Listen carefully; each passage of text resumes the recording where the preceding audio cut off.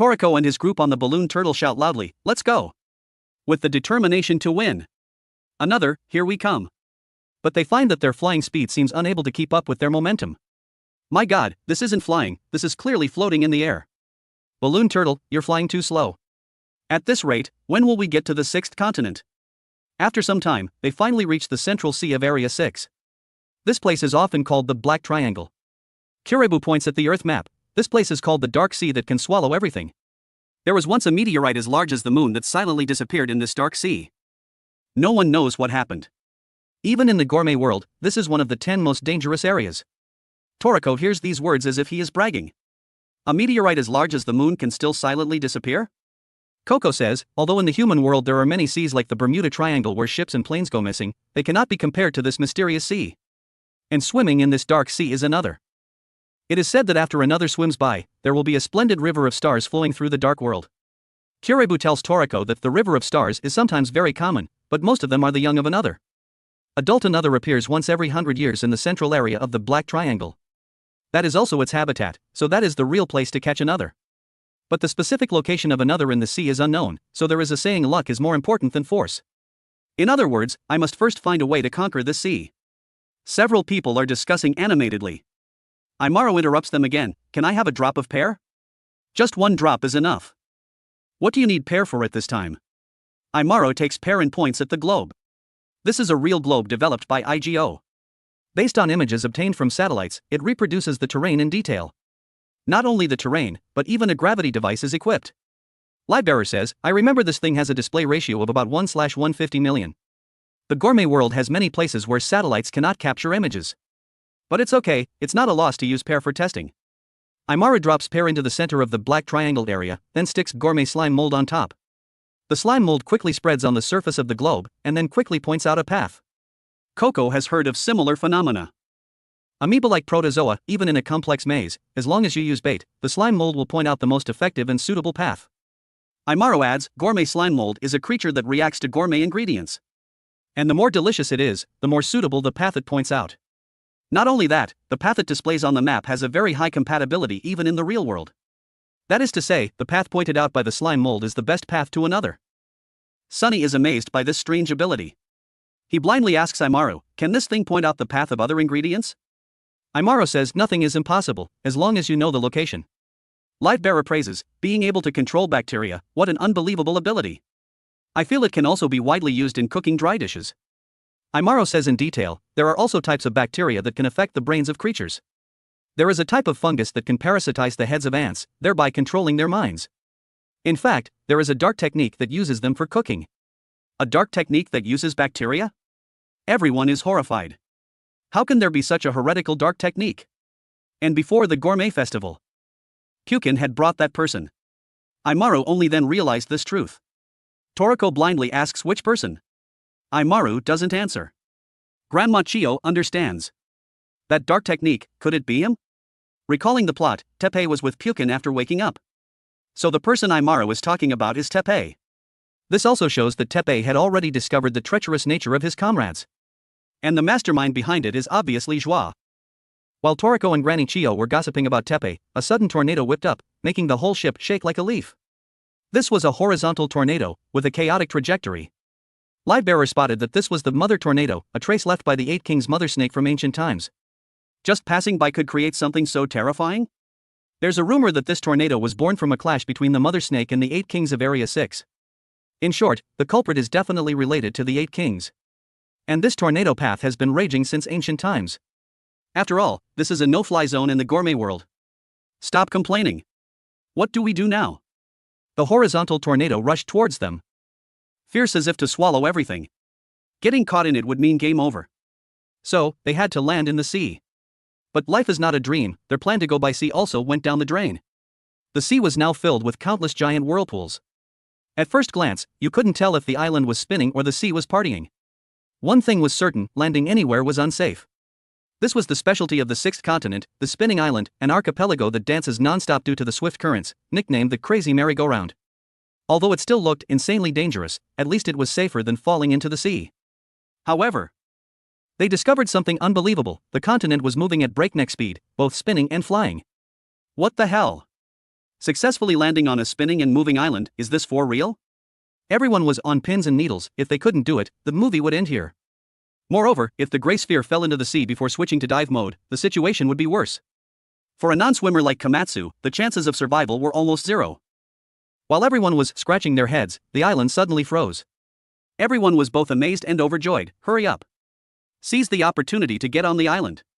But joy was short-lived. A monster suddenly appeared, making them lose all hope. What is this? Capture level 1600. But don't underestimate this sea wave monster. It lunged as if to swallow everything. While everyone was helpless, the monster's body suddenly lit up, roared, and its whole body burst into flames. A short circuit? But what was more amazing was that the sea waves also caught fire. Lightning and fire? Could it be Brunch in action? Brunch and Starjun conferred. The host's weak point seemed to be its head. Ah, easy peasy. Seawater is indeed a good conductor. Seeing Brunch, the four heavenly kings weren't too surprised. But seeing Starjun beside him, the four heavenly kings were stunned. Starjun, why are you here? Starjun was as cold as ever. Later, they're coming again. Dozens of other hosts were chasing them. The group was in a panic when they heard a deep voice. Hey! Over here! They turned around. On the violent sea with tornadoes and monsters, there was an oasis of peace. A leisurely Nitro was fishing. Beside him was a capture level 1800 sunfish, carelessly blowing bubbles. Attention! There's a well behind, and a black head is sticking out of it. Guess who? Everyone curiously looked over. Brunch was confused. Who are you? What are you yelling about? But Komatsu guessed that this must be the golden chef. Gigi enthusiastically waved. I'm here to pick you up. Hurry up and get on the island. Well, whether it was really Gigi or not, just get on the island first. Only after landing on the island did they realize it wasn't an ordinary island. There was a well on the island, and inside was a whole other world. In fact, the island floating on the sea was just part of a giant shell. This was the capture level 1000 camping monster. It could create a special magnetic field, turning its surroundings into a safe zone. Therefore, Gigi could stay inside all year round in complete safety. Gigi sipped some tea and introduced to everyone, this is my villa. No matter how the sea roars, it's safe here. Just relax and rest. Everyone was confused, not grasping the situation. How could they relax? Komatsu bravely asked, are you the golden chef? Gigi-san? Starjun put down his hot soup. The soup contained jigsaw plankton. These were plankton with a diameter of 0.1 millimeters, shaped like jigsaw pieces, creating a myriad of flavors. A single jigsaw puzzle contained hundreds of trillions of pieces. To create such a superb soup required super-level cooking skills. There was no doubt, this was the golden chef. As soon as Starjun finished speaking, Toriko stood before him. Did you also come under Midori's orders? I can't think of any other reason. Starjun smiled faintly. Don't ask me. The boss's goal has always been the full course menu. I'm just following him. By the way, it seems you've obtained pear soup, right? According to the boss, the gender-bending effect of pear solved some mystery. This seems to be his personal matter. He said at the time, I understand. The enemy I need to aim my spear at. But Starjun didn't know what he had learned. He could only retell that much to Toriko. Yuta also stepped forward to ask about the safety of the other chefs captured by the Bishokukai. Brunch told them to rest assured, he had checked on each of them before coming. Moreover, he had made a deal with Midori. If he collected the entire Acacia's full course menu, he would release all the chefs. But whether he would keep his word was unknown. Komatsu grinned, don't worry. Midori will definitely keep his promise. Seeing Komatsu so full of life, Brunch was overjoyed. He had been worried sick before. Komatsu chatted with him for a bit, then turned to Gigi. Gigi-san, you organized that notebook, right? Then, the two discussed the notebook. Toriko finally realized, the notebook you're talking about is the one from the Gourmet Pyramid. Gigi added, that's the notebook where we recorded important recipes in code. Only exceptionally talented chefs can decipher it. Hundreds of years ago, this notebook was stolen. But I never expected it to end up in Komatsu's hands. Komatsu wanted to return the notebook to him. But Gigi refused, no need. Komatsu-kun has already surpassed me. The cooking methods left behind, the blue nitro are surely waiting for an even more delicious full course menu.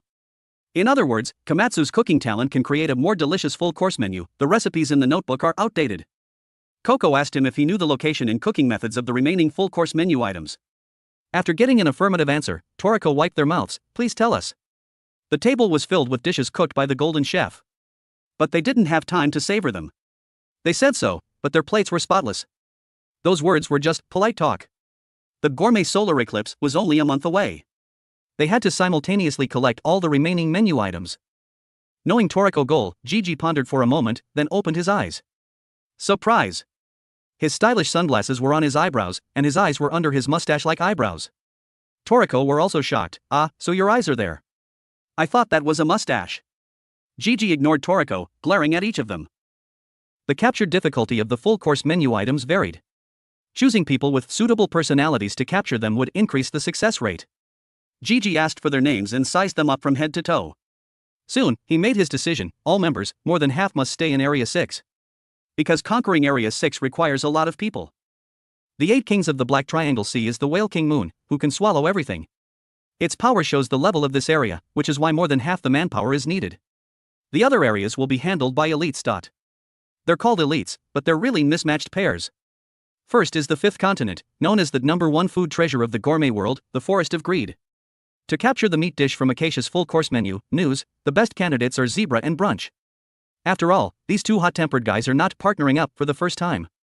Next is the 4th continent, the beautiful Garden of the Floating Islands. Sunny and Lightbearer will go there to capture the dessert from the full-course menu, Earth. Same old rule, whoever is ugly has to go with Sunny. The 3rd area, a sky bridge on the Cloud continent, the best candidates are Coco and Tyran, 2 poison masters. Their target is to capture the drink from the full-course menu, Adam. Then, Toriko and Starjun will go to the 2nd continent, the continent of origin, to capture the main course from Acacia's full-course menu, God. The member assignments are roughly like this. If everyone succeeds, they can then go to the 1st area to get Acacia's appetizer, center, and the revival ingredient, another. Sunny, ever since he learned he had to go with Lightbearer, had been protesting. But Gigi ignored him, even cheering, "Let's go." Sunny raised his hand, "I have an objection." Brunch also chimed in, "Me too." Objections overruled. Look at Toriko and Starjun's team, aren't they harmonious? 2 archenemies have reluctantly reconciled. After finalizing the groups, Aymara used the gourmet mnemonic translocation according to Gigi's instructions to map out the route. This was the shortest path to the ingredients. The gourmet mnemonic translocation could guide them to ingredients that gourmet hunters would take hundreds of years to find. Although its accuracy was high, this route was based on the real Earth, so abnormal weather changes could spawn terrifying monsters, which was unpredictable. He reminded everyone to be careful. Before leaving, Rin told Toriko to be careful. Toriko wore the new clothes Rin gave him. "Thanks. If we return safely in a month and capture God, we'll have a wedding." Rin was moved to tears. Toriko added, "The venue? Of course, it's at Komatsu's Gourmet Hotel." This also moved Komatsu to tears. Moved is moved, but why is your face as red as a monkey's butt? Toriko called Komatsu over. "I'm counting on you for the other things. The next time we meet will be when we complete our full course menu." This time, everyone was ready, and the camping monsters for each group were assigned. Well then, let's set off. Brunch couldn't understand why he had to be teamed up with Zebra. Zebra, on the other hand, was unfazed, business as usual. Their warship was a level 200 pufferfish, its head armed to the teeth with guns, ready for a bloodbath at any moment. Zebra casually sipped a small glass of wine, his face gleaming with excitement. "Finally, it's time to party. I was about to grow mold from boredom. Our ship is pretty dope. With it, we're probably invincible, right, Brunch?" Brunch was still grumbling about not wanting to be teamed up. "Why do I have to go with you? I'm here to help Toriko hunt for stuff." Zebra scoffed, "What's it to me? I didn't decide. Come on. Let's just sip and cruise to our destination."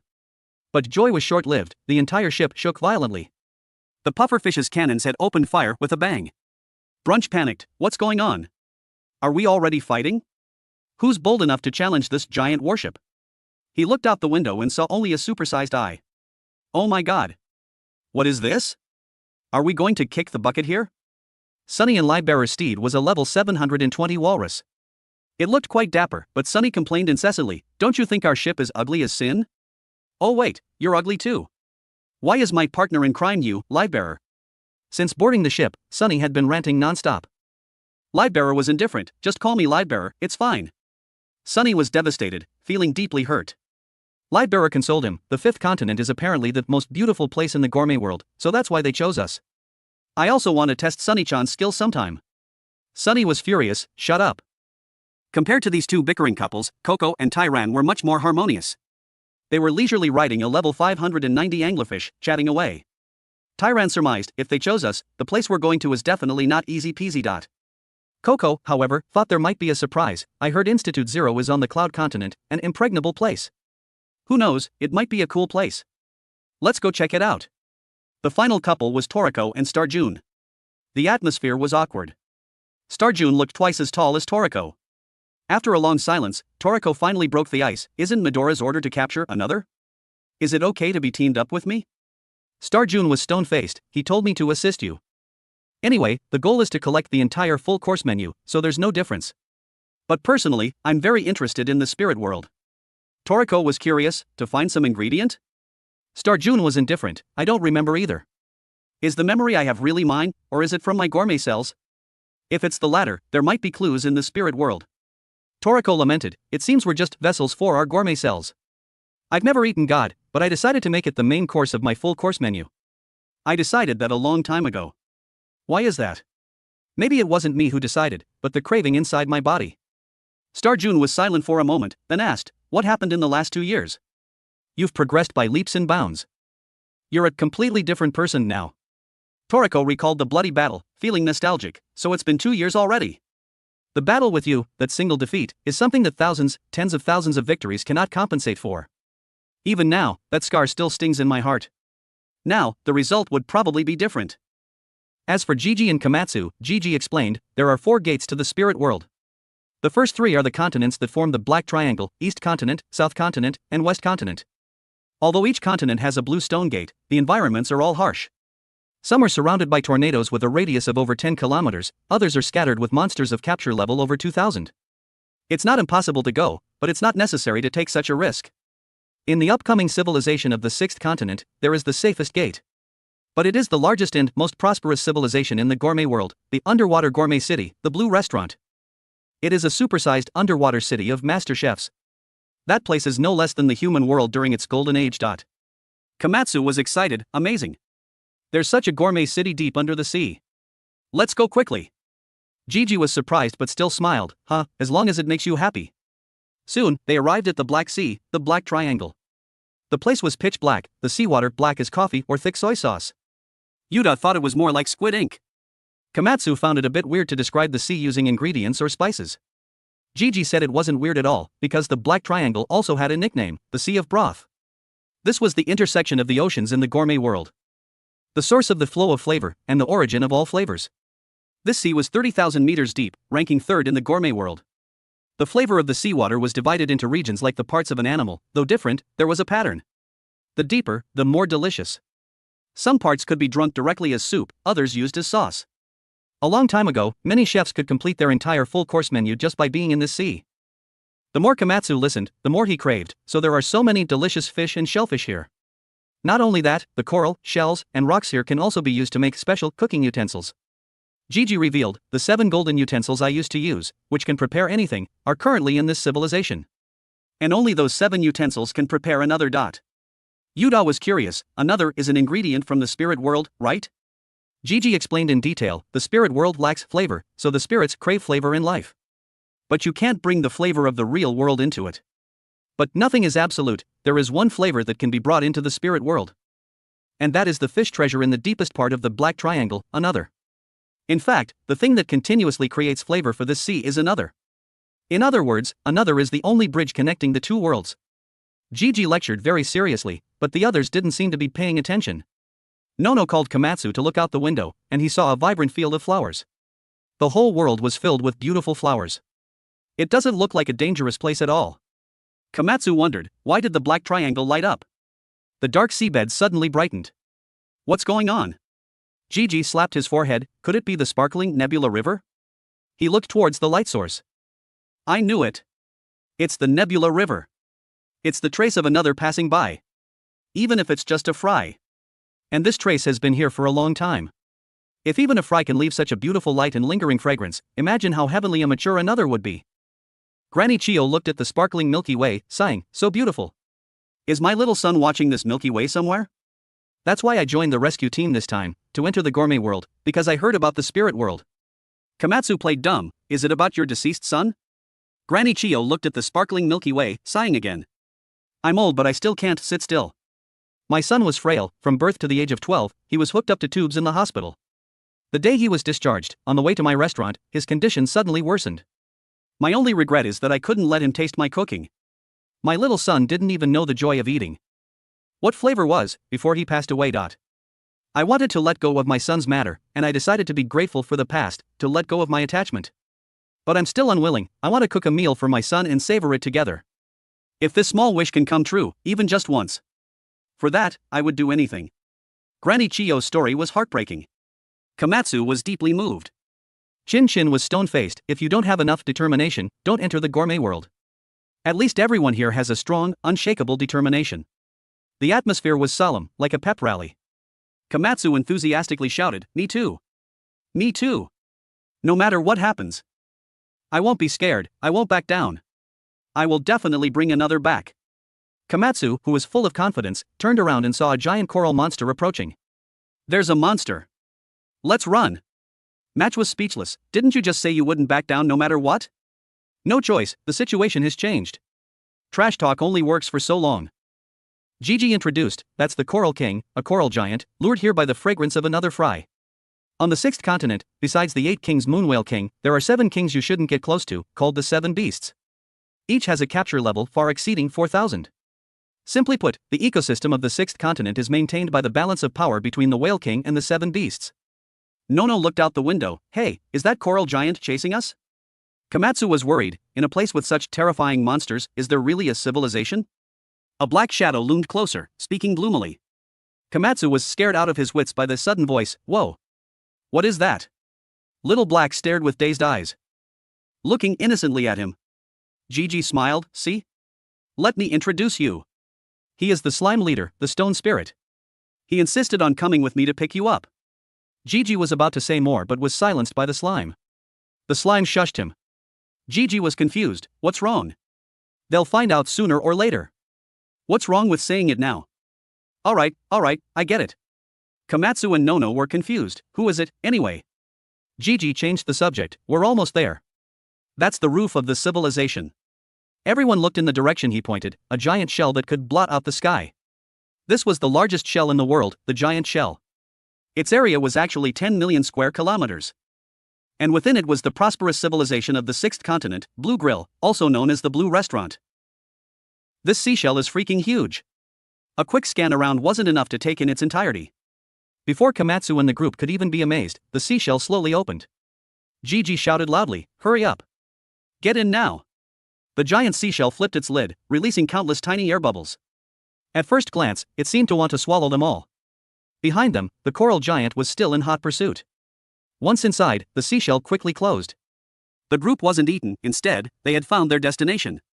This was the underwater gourmet city, a Blue Grill restaurant. The dense towns and crowded streets did not hide the prosperity of this place. Stretching from the beach were rows of residential houses and shops. Even in the human world, it was unlikely to see such a sight. The group was overjoyed, eager to go ashore. However, the coral giant that had followed them had no intention of letting them go. It suddenly burst out of the water. Just as it was roaring fiercely, the roar abruptly stopped. The group watched in astonishment as its entire body was cut into small, neat, square blocks. This was definitely not the work of an ordinary person. At that moment, a two-headed bird with a large basket around its neck flew by, scooped up a full basket of the fragments, and flew back as if on a mission.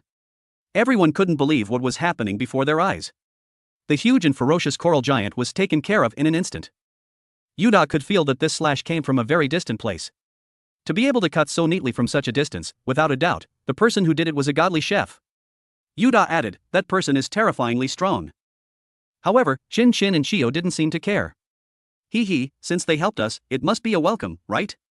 This way of greeting is quite special. But speaking of which, if the coral giant wasn't dealt with, we probably would have been goners, right? Komatsu was overjoyed. "There's such a skilled chef here, I must go see immediately." Chichi laughed loudly, "Ho ho ho. You seem happy, huh? Besides President Ichiryu, you're the first person to be this happy." "What? President Ichiryu has been here before?" "Yes, that was hundreds of years ago." Hearing the name Ichiryu, Slime angrily clenched his fist, muttering, "Ichiryu. Ichiryu." Komatsu noticed his strangeness and quickly asked, "What's wrong?" "Slime-san?" Slime turned his head and said, "You have to call me Don, it's Don, or Donslaw for short." Komatsu didn't quite understand, but he obediently agreed. Damala asked, "Are we the second guests after President Ichiryu?" Gigi replied, no. 2 years ago, this country's investigation team brought 3 people. Or rather, carried them here, because all 3 were about to kick the bucket then. Shin pushed up his glasses and hummed with a knowing look. Walking on the street, the group was even more amazed. This place was incredibly lively, like an early morning market. The streets were lined with shops, and people were bustling about. Gigi seemed to be a regular here. The shopkeepers all warmly greeted him. The ingredients in the shops were countless, making one's eyes dazzle. This place was even livelier and more prosperous than the demon world. A casual glance could reveal good things, for example, the original puffer whale, a treasure rarely seen in the human world. Nono called Komatsu to look quickly. There was a chef showing off on the other side. That chef's hands were as fast as lightning, he could manage 6 woks by himself. Moreover, each wok was cooking a different dish. One person doing many things was already impressive, but after finishing, he threw the dish straight into the sky. And the dish flew straight up the mountainside, landing precisely on a plate on a table. This was no longer in the realm of culinary arts, it was clearly martial arts and magic. Have you ever seen a 10-meter-long frying pan? Komatsu followed Nono's gaze. Oh my god. That pan is terrifyingly long. Kaira saw the secret at a glance. This 10-meter-long pan starts with low heat at the handle, medium heat in the middle, and high heat at the farthest end. There are ridges in the pan like terraced fields, which can conveniently move the utensils while cooking. Spices flow in from a groove on the handle. It's really a good thing. The pot-making expert and the second-generation knife master Melk also stopped by. The kitchen utensils here are very creative and practical. Gigi looked at the group walking back and forth and sighed. They are truly chefs and craftsmen. They are completely immersed in the unprecedented cooking methods and kitchen utensils. This made Match unhappy. He didn't know how to cook, nor did he know whether the kitchen utensils were good or bad, so he could only mutter, we really lose to them. We're starving and want to eat soon. Right. Gourmet Knight, he turned to look at Aimaru. It's a pity, the Gourmet Knight has never had any special need for food. So Match became even more annoyed. Komatsu and the crowd exclaimed in surprise, hey! This seems to be burning. He couldn't stand the sight, so he ran to help without the owner's permission. Match wanted to tell Komatsu not to meddle in other people's business, but at this moment, Komatsu was immersed in the joy of cooking. How could he hear what he was saying? Gigi opened his eyes and told Match, if they want to go to the backworld, sooner or later they have to show their cooking skills. Right, Leader Don? Don nodded frantically upon hearing this. Salama also showed off his superb knife skills. Yuta, not to be outdone, acted as his assistant. The shopkeeper thanked them and then was taught a lesson. You can't let a customer wait for even a second. They also took turns finding places to show off their skills. Chio had no intention of sitting still. She looked into the distance. This old lady also has to pay it back a little. At this moment, 2 people wearing masks were resting on a high mountain. Are they guests?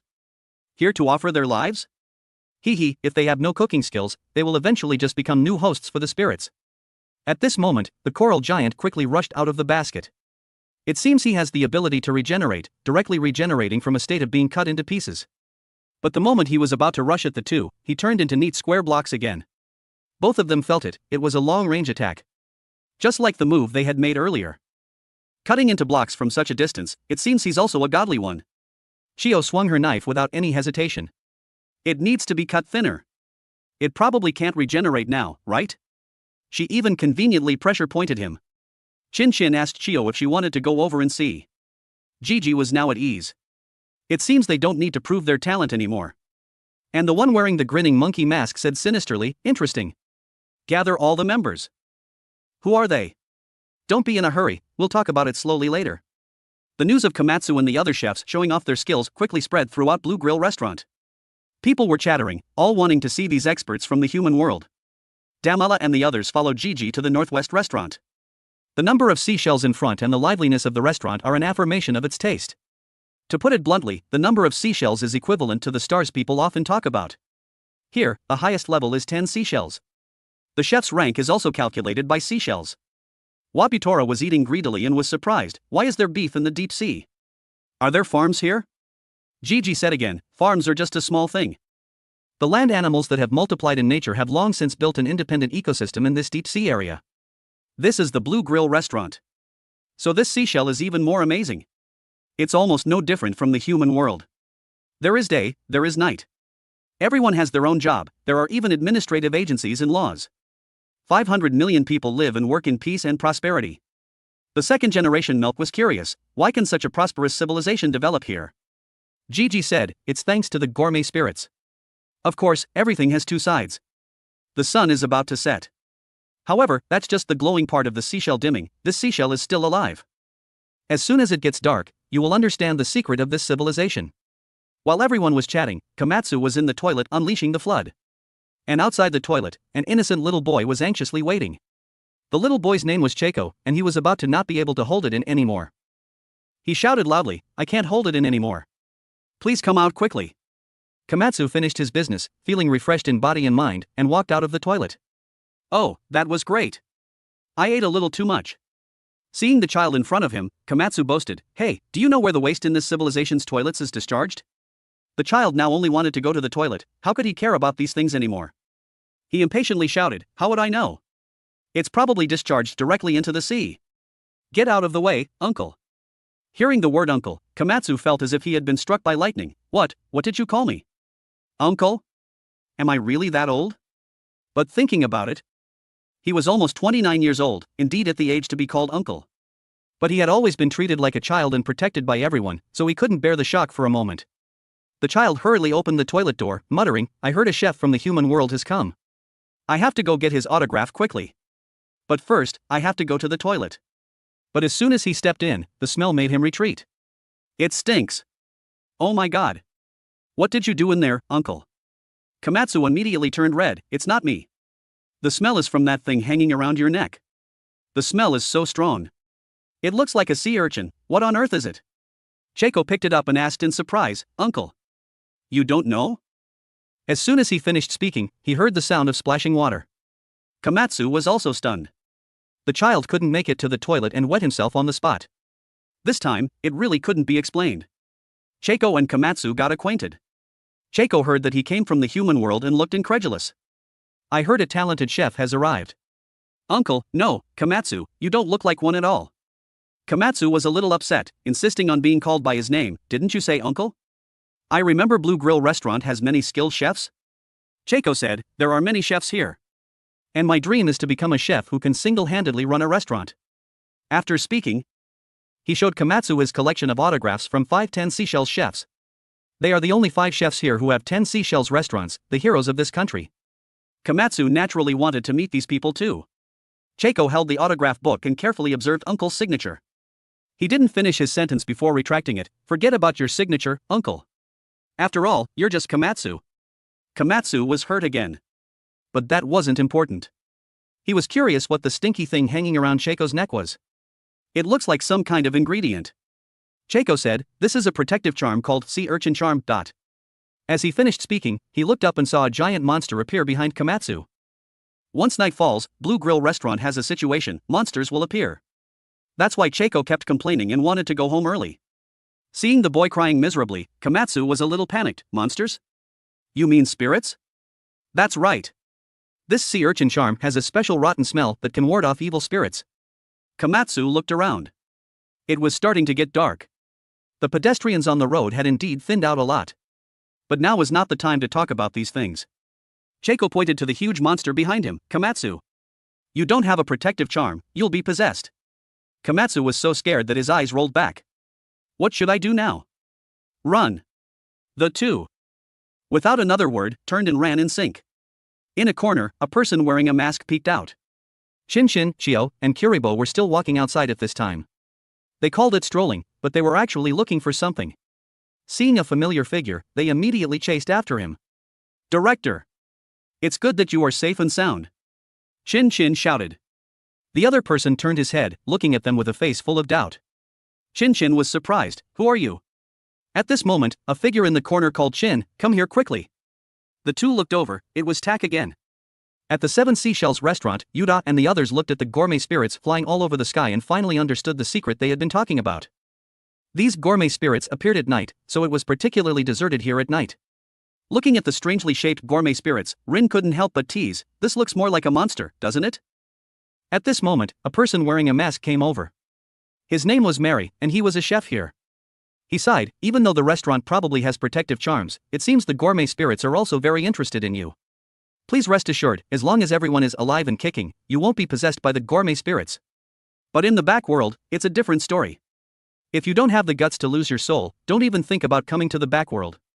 Then he immediately changed his tone. Even if you have the guts, if you don't have the cooking skills, you're not allowed to pass. If you get your body taken over, we're the ones who will be in trouble. Mary pointed out. Leader Slime has also agreed. So that's okay, right? Gigi propped up his chin and said casually, whatever. Hearing Gigi say that, Mary's aura became several times stronger. He challenged the whole group. I want to see your skills. Please compete in a cooking competition with the best chefs of this country. Your opponents are the 5 great masters of Blue Grill Restaurant. Mary announced that the competition would take place tomorrow at Grill Stadium. Speaking of competitions between chefs, one couldn't help but mention Komatsu. It's just that Komatsu was still running for his life with Cheiko. After running for a while, Cheiko let out a scream, making Komatsu quickly ask him what was wrong. Oops. I forgot to get my underwear. Oh my god. Such a small thing. Let's run first. Look, the monster is catching up again. But Cheiko didn't listen to Komatsu's advice and even deliberately went back into the encirclement of the monsters to get his underwear.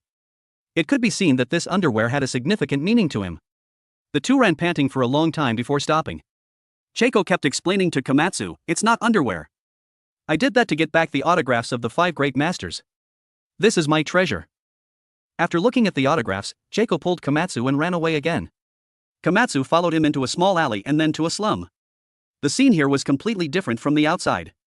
People in rags and tatters leaned dejectedly against the exposed walls.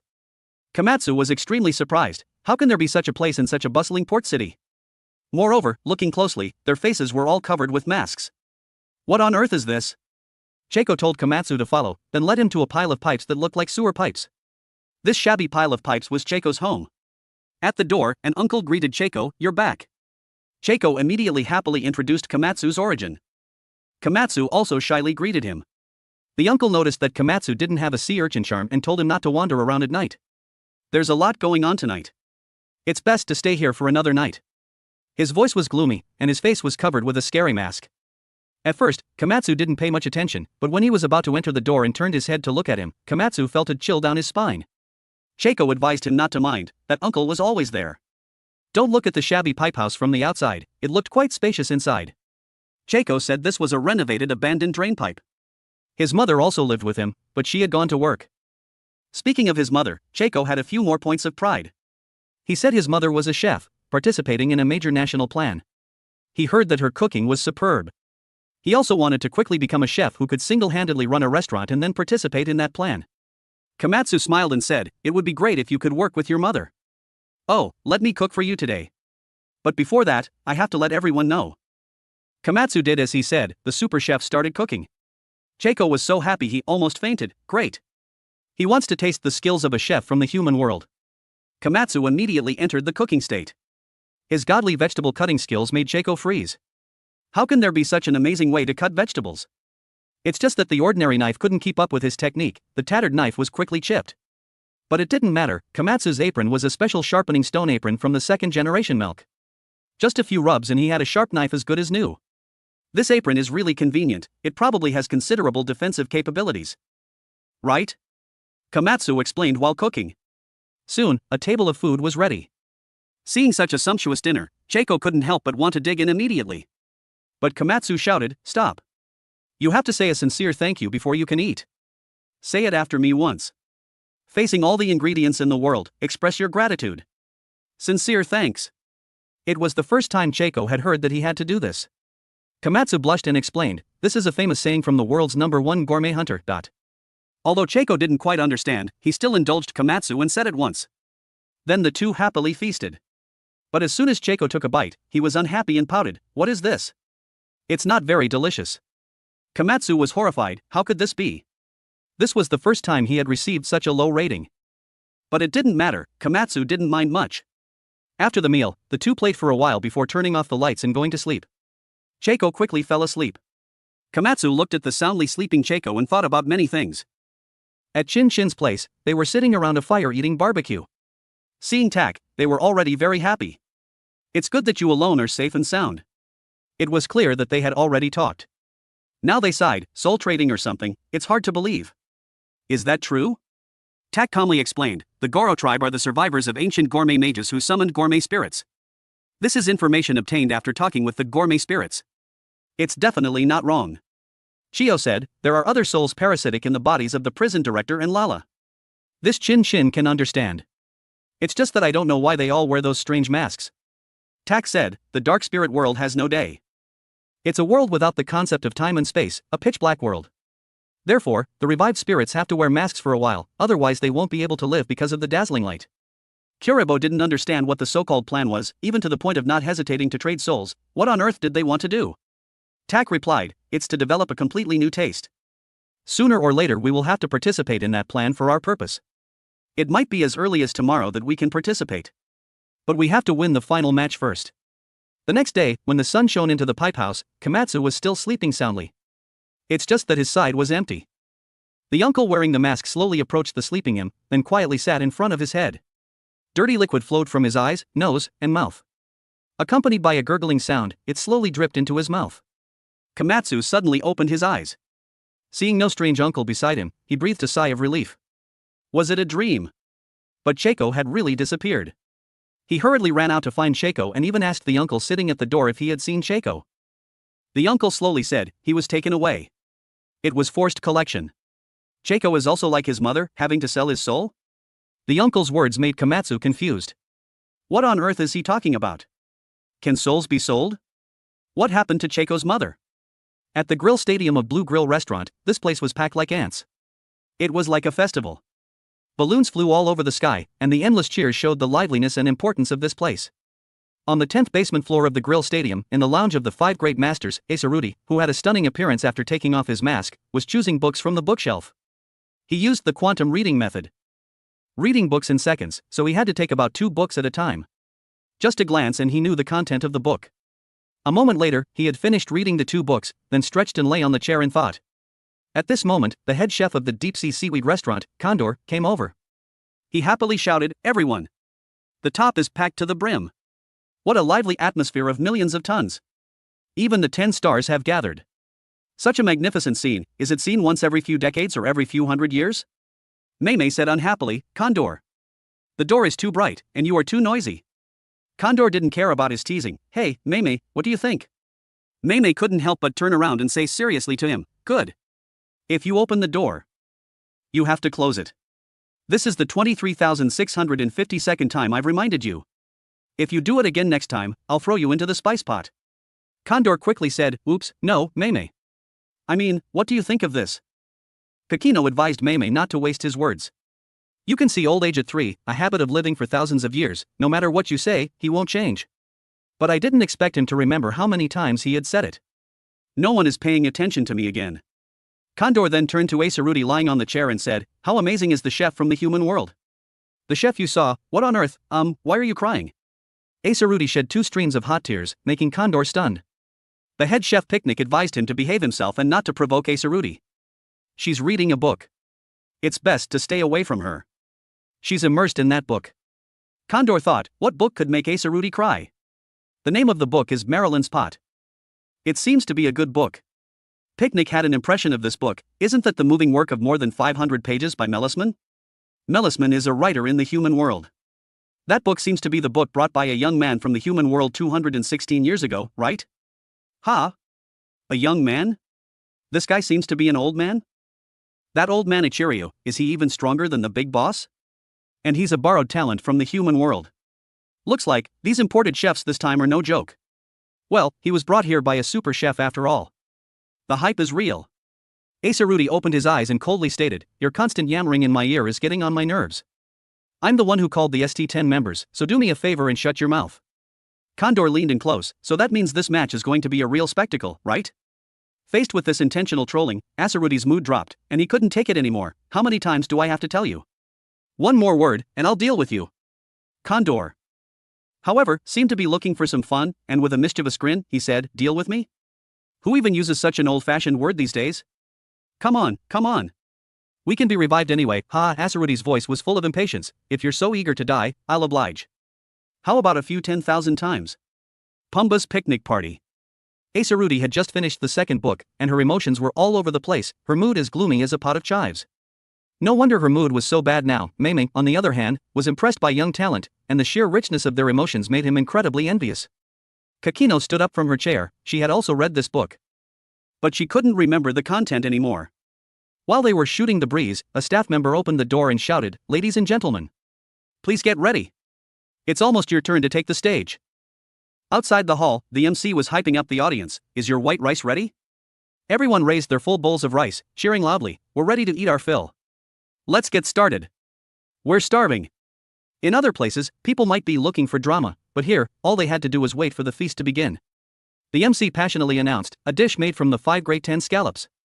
Just the smell alone, without even looking, is enough to knock out 10 bowls of rice." Such a top-tier rice-bringing chef is truly a rare find. Not only the audience in the hall, but people all over the country watching the live broadcast were also holding their rice bowls, licking their lips in anticipation of the moment it would begin. Thanks to the MC's hyping, the atmosphere was at its peak. Yuda and his group were stunned by the fiery atmosphere of the scene. This stadium can probably hold 30,000 people. To build such a magnificent stage in such a short time, from yesterday to today, is truly top-notch. Gigi explained, "The telecommunications infrastructure here is as fancy as in the human world. All the people already knew about this from the gourmet tabloid. Cairo pointed to some people in the stands. "Who are those big shots sitting so calmly?" The spiritual judges, or ST10 for short, are 10 experienced cooking judges. They are all connoisseurs from both the spirit world and the real world. They are the judges who will decide the winner today. All 10 of them are present, which is truly a rare find. The group didn't care much about their identities, but they were very curious why the slime leader was the most prominent, looking like the big boss. Gigi told them not to overreact. "Actually, Dawn is the king of this green restaurant." As soon as the words were out, the whole group was stunned. "He's the king here? He looks so plain." Gigi continued to explain, "Although he is a slime now, and some people have never seen his face, he is definitely a symbol of this civilization, a king recognized by all the people. Moreover, this time, the one who wants to enjoy your skills the most is the slime leader. It's about to start. Have you decided on your 5 contestants?" Yuda quickly looked for Komatsu and Chio, hoping they could take the stage. However, the reality was that Komatsu was still missing in action. Mrs. Chio was on her way, but it was unclear if she would make it in time. Yuda sighed, "There's no other choice. While we wait, let's go up first. Kairu, Wabutora, Damalis, Nono, you guys get ready." At this moment, Komatsu was anxiously looking for Cheiko. The old man's words about selling his soul had left him completely confused. The old man trembled and began to speak. "This country has a long history of soul trading. The useless are despised, looked down upon, and then replaced by more elite souls. Our ancestors were originally slaves of the nitro. The gourmet cells that were forced into their bodies back then, the genes of our ancestors and mothers, are still inherited. This has both its pros and cons. The con is that the genes of those who couldn't fuse with gourmet cells have been passed down through generations like a scar. Most of the abnormal people are like this. Don't you find it strange? Why was a civilization with such a tragic fate built so prosperously? From the clues about the poor, soul trading, and genetic inheritance, Komatsu guessed, could it be due to soul trading? The old man didn't deny it. Here, the disabled cannot receive the education and treatment they desire. For the state, instead of wasting effort on such people, it's better to replace them with more elite souls from the start. Most of the slum residents, after their souls are replaced, have joined the state's project, being forced to work there, and it never ends. In this way, they can have an endless supply of labor." Thinking of Cheiko's words, Komatsu quickly asked, "Cheiko's mother also joined that project, right? Was her soul replaced? What exactly is that project?" The old man sighed and continued to reminisce. The slum residents have their blood drawn randomly every 6 months for a detailed health check. Those with abnormal signs are forcibly detained, and their souls are used for trading. Cheiko's mother's eyesight was not good. After giving birth to Cheiko, she was almost blind. To raise Cheiko, she always tried to hide this. But 6 months ago, her secret was discovered, and she was also detained. Cheiko still doesn't know about his mother's eyes. He is still waiting for his mother to come back. Unfortunately, his mother will probably never come back. Thinking of Cheiko calling out mom in his sleep, Komatsu's heart ached. If Cheiko's mom can't come back, what about Cheiko? Will his soul also be replaced? The old man replied, "If there's nothing wrong with the body, it won't be replaced. But Cheiko's sense of smell and taste are very poor." At this point, Komatsu understood why Cheiko had such a strong reaction in the bathroom earlier and why he complained that his cooking was not good. It turns out that could be a sign of his abnormal sense of smell and taste. To confirm this, Komatsu asked the old man to taste the soup he had cooked last night. The old man sipped the soup and muttered, "This is yours." Komatsu, while getting dressed, asked, "The taste is definitely fine, right? Cheiko most likely has a taste disorder. Please tell me where Cheiko was taken." The old man first asked for Komatsu's name, then said, "Cheiko was taken to the permanent detention center on top of Conch Mountain." But he said a cryptic sentence, "Souls like mine, lost in what is called eternity, are the true darkness of this civilization. Let me tell you, the entire secret of this country. At this moment, Nono's communication finally came through. Komatsu finally learned about the cooking competition. But whether to go or not was another matter. Right now, he wanted to know what happened to Cheiko more. The chefs from the human world and the green restaurant had been selected. The human world sent out the old man Yuta, who specialized in medicinal cuisine, the ninja Kairu, Wabutora, and the curry master Damalis, along with Nono. On the green restaurant side, without a doubt, it was the 5 great 10 scallops representing their highest level. The 5 of them were all geniuses of the 10 scallop restaurant. Nono rarely appeared on such a big stage this time and was a bit startled by the cheers in the stadium. Kairu also sighed. It seems we're being treated as enemies. Damalis told them not to be nervous. After all, we are chefs from a 10-star restaurant. How can we be intimidated by such small matters? The slime leader stood on high, looking at the entire stadium with an expectant expression. The hype is real. Which side will win in the end? Asaruti had been searching for that person in the crowd ever since she came on stage, the Mrs. Chio who had shown her skills in front of them that day. Condor was extremely excited and asked if that person was there. Asaruti said that person was not present, but he could feel that there were masters like clouds here. Unlike the tense Asaruti, Condor was completely looking down on Yuda's group. What's this? It turns out they're all supporting roles. While he was smugly bragging, Asaruti felt a cold chill. Black flames enveloped him, pulling him into a soul-refining furnace where there was no sunlight, feeling like he could never get back up. This suffocating feeling emanated from those 5 people. His intuition told him that these people were no joke. Mei woke up the dazed Asaruti and asked what was wrong with her, if she had seen through the final result of the match. Asaruti's current state was not good. She could guess a few things. Everything has its laws. For Asaruti, who read 10,000 books a year, predicting the course of a match was not strange. It seems the situation is not good. Condor was completely unconcerned and even boldly declared, one-on-one is too troublesome. How about I go up and put on a show? Asaruti advised him to calm down and said sternly, I'm not kidding. The match might go in a direction that even I can't predict. If you underestimate the enemy, the ones who will fall into the soul-refining furnace might be us. Condor glanced at him. I bet no one's watching this cheesy script. Even if you think with your brain, you know it can't be this script. While they were talking, a path opened up in the crowd. A lovely coffin ran out. It was said that this was the refrigerator of the food spirit world, which could store extinct ingredients. Its appearance showed that in this match, they would see extinct ingredients they had never known before. Mei said, damn slime leader. Did he really get permission from the food spirit world? Kakino also trolled, although both sides are cooking ingredients they've never seen before, which makes it fairer. But no matter what, the winner of this match will be us. After all, we can hear the voices of the food spirits, while they can't do anything, not even knowing how they lost, and in the end, they can only curse their own incompetence, regretting coming here. Both sides were ready. Several holes opened up in the ceiling, and several ropes came down. The central ground of the hall was like a lid being opened and lifted. A guy ran up and flipped the ignition switch. Immediately, flames erupted on the stage. No, not ordinary flames, but like soul swaying. To be precise, this was the soul furnace of the food spirits. The flames are burning. Not resentment, its fuel is not gas or electricity, but souls yearning to survive, a fierce gluttony.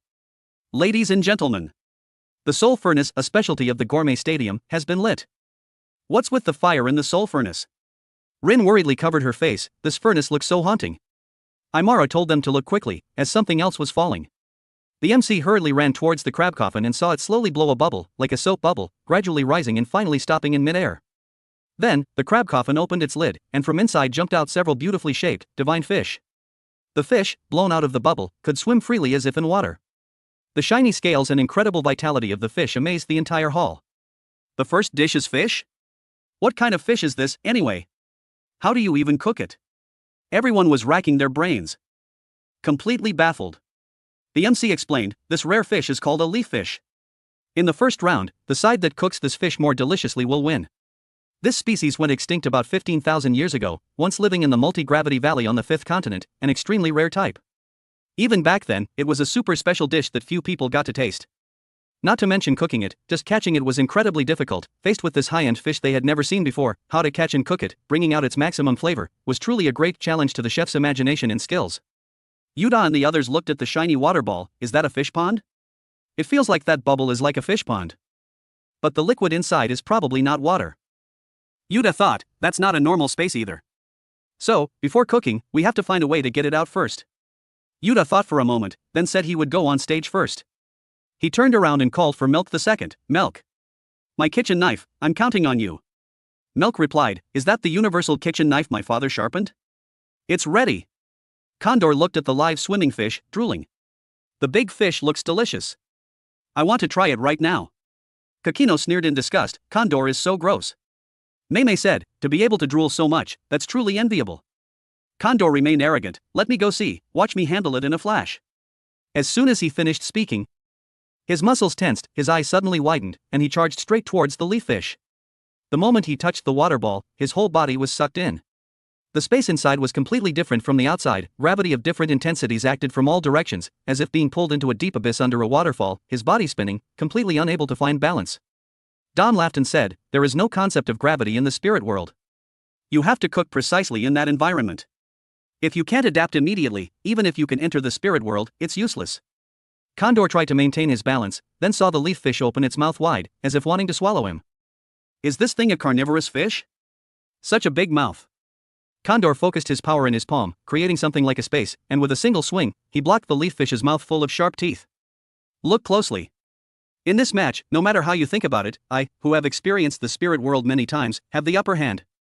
Condor in a flash completed the pressure point strike, easily catching the leaf fish. Seeing Condor showing off his skills, the audience in the stadium erupted.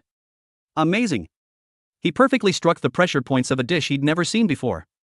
He's truly one of the 5 great 10 scallops. A young genius. Condor said he was no longer young, but my experience is super invincible. On the other side, Yuta also received his knife. He said, "I'm 124, probably much younger than you. My name is Yuta. Ever since I fought with Setsuno and Mrs. Chio, I never thought I would face an opponent older than me." Yuta's voice was calm and composed, and behind him was the unconscious leaf fish. "How exciting. I've caught it too. Let's start cooking." Condor was a little shocked. He also completed the pressure point strike? That's unbelievable. Seeing that Yuta seemed to be a formidable opponent, Condor introduced himself. 124 years old is still just a child? I'm Condor, I've lived for over 3,000 years, I can't remember my specific age anyway. Yuta advised, "You'd better try to remember. A small mistake could be the reason you lose to a child."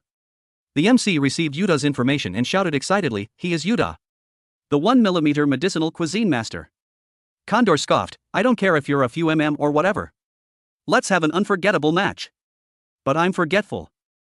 So please, you must make a super invincible dish." Yuta's performance surprised the whole hall.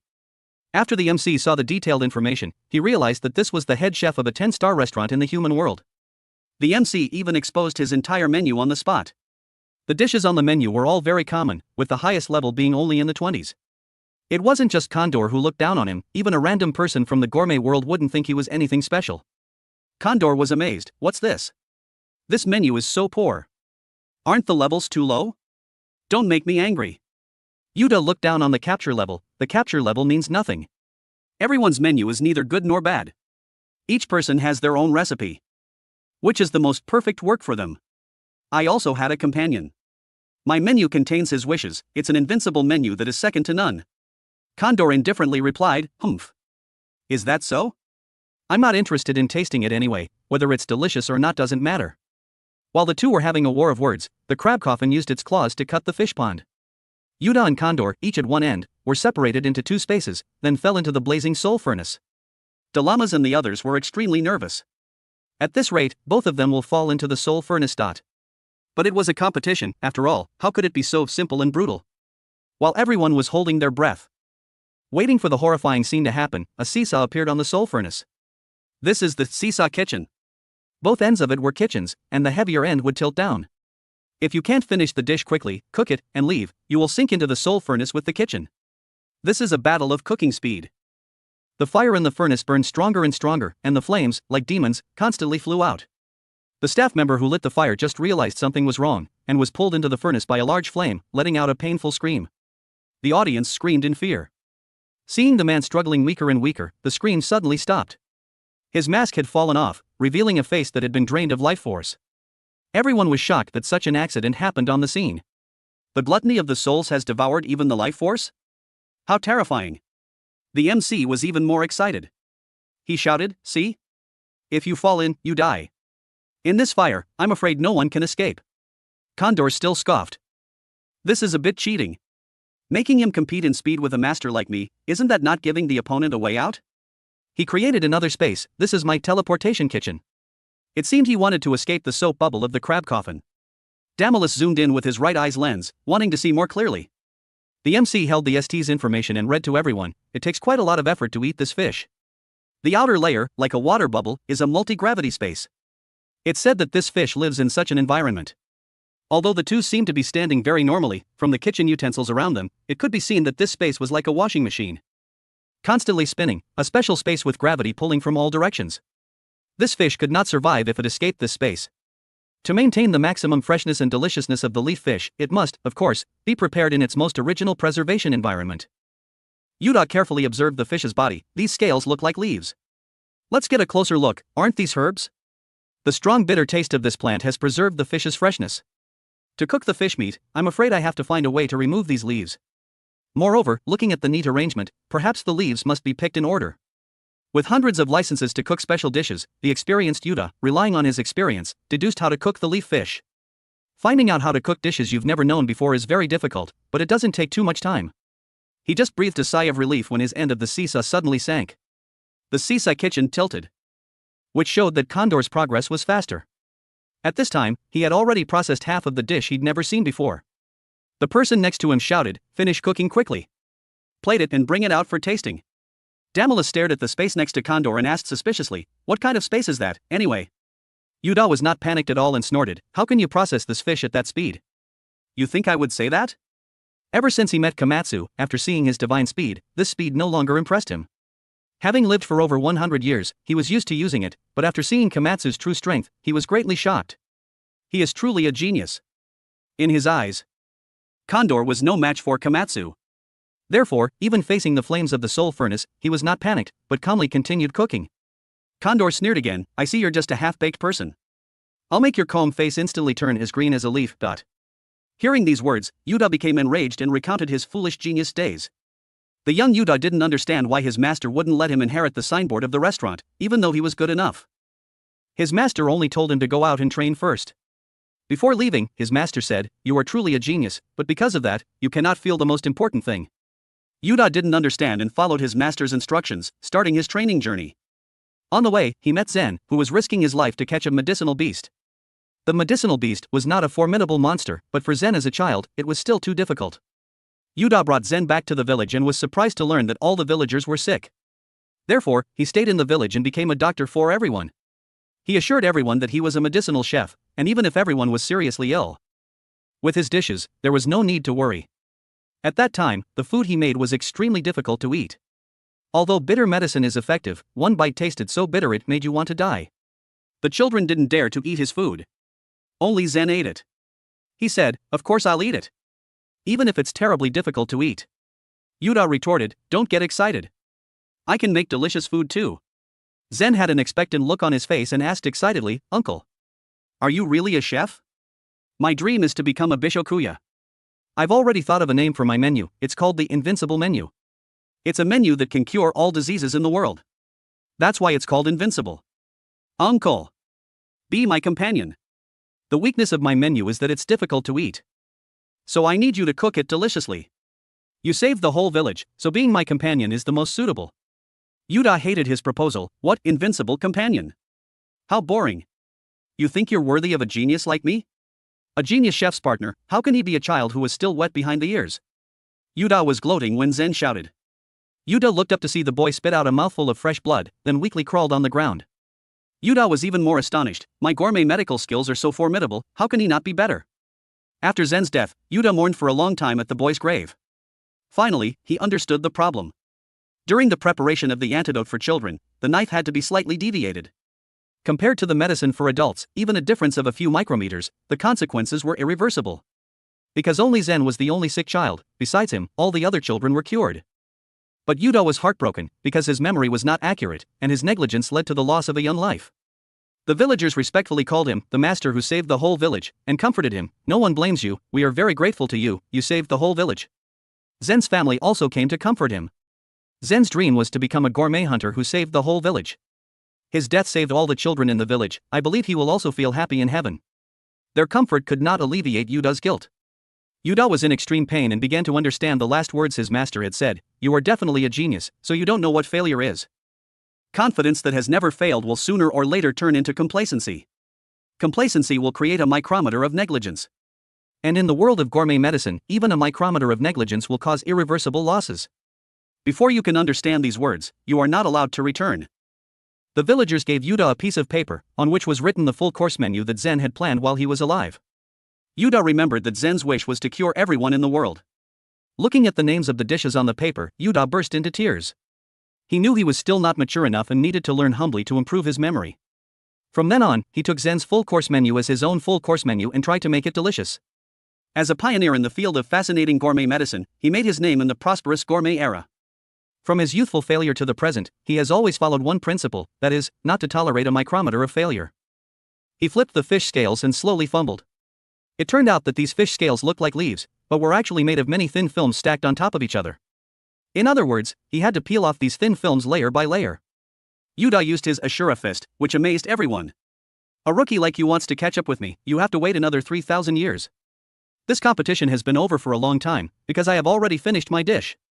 The thickness of the film is 0.1 millimeters, a leaf is made of about 100 films stacked on top of each other. You're just starting to peel the films now, you definitely won't make it.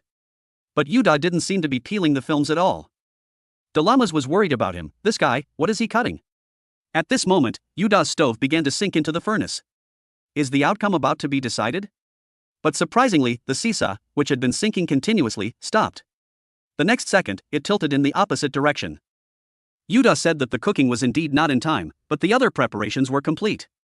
He was just processing the space. This multi-gravity space was very uncomfortable for him, so he modified it a little. After the modification, except for the gravity around the fish, the gravity in other places all pointed in the same direction, that is, upwards. In other words, Yuda had made the multi-gravity space he was in float. What? Cutting space? Condor was astonished by this weird operation of his. But Yuda remained calm as usual. Cleaning the kitchen environment is also a preparation step. This is to avoid a micrometer of failure. Haste makes waste, now let me cook slowly. Because Yuda's side floated up. Condor's side sank down. He was held by the burning soul fire. He still couldn't believe he would lose. Impossible. Just a rookie. Yuda gently swiped his finger and slowly peeled off the thin film. Yes, I am still a rookie. But your 3,000 years of self-confidence is a super invincible failure. Again, the thickness of this film was more than 0.1 millimeters. In the multi-gravity space, there were also small boundary lines, the thickness of which was exactly 1 micrometer. In the past, I cried bitterly because of this 1 micrometer. Today, let me smile because of this 1 micrometer. Speaking of the situation on other continents in the gourmet world, in fact, the gourmet world had long been restless. It was unknown whether it was because of the roar of the new horse king, or the imbued dance of the monkey king, or the awakening of Toriko 2 years ago. No one knew if there was a causal relationship between these events. But everything that happened had a cause, and all things were connected. This connection transcended time and space. Currently, the strongest of the 8 kings, the whale king of the 6th continent, has also begun to act. In this regard, the first to resonate was the deer king of the 5th continent. Zebra and Brunch, who were exploring the 5th continent, were startled by this earth-shattering roar. What's wrong? An earthquake? What's going on? Zebra thought that this could not be an earthquake, because only this forest was moving. He used echolocation to check, and then exclaimed in astonishment, "Damn it! What the hell is this? It's too surreal." Brunch, this is not a forest. Brunch was dazed. What did you say? The deer king slowly stood up, and the whole forest trembled. Zebra roared, we are on the head of something unknown. Brunch repeated again, what did you say? And the snake king of the 4th continent, Sunny and Livebearer were blocked by a huge mountain wall. Sunny was curious, is this really a mountain? Livebearer told him to look carefully. This mountain wall was moving, it's alive. And if you look closely, you will see that this scale seems familiar. In the 3rd area, Tylan and Coco also felt the same thing. They felt that the sky above them suddenly darkened, as if something was about to fall. The 2 of them had no time to dodge, and a huge object fell straight down beside them. After the dust settled, they found that it was a feather. Oh my god! How can there be such a big feather in the world? If the feather is this big, how big must the bird be? Looking up. At first glance, the whole sky was almost obscured by the Crow King. What the hell is this? It's too big. And on the 2nd continent, Starjun and Toriko were intently observing the huge object in front of them. I didn't expect there to be a monster here that can't be defeated on land. Toriko used his eyes to measure and found that it was the Earth Sand King. This is the first time I have seen a living Earth Sand King. I heard that this is a monster that dares to attack even the 8 kings. It's not easy to deal with. Star June hurriedly asked Toriko if he wanted to fight. Toriko said that if he was alone, he would definitely run. Now that Star June is here, why run? Let's go straight up. Moreover, I also want to taste this thing. After all, this is one of the dishes in Jiru's full course menu. Star June said, fighting it is fine, but the one behind it should be avoided. Let's just avoid it. This is the real battle wolf. A tall, majestic body and overwhelming pressure. The two of them trembled. Toriko's pupils contracted. Oh my god. Is this the legendary Wolf King?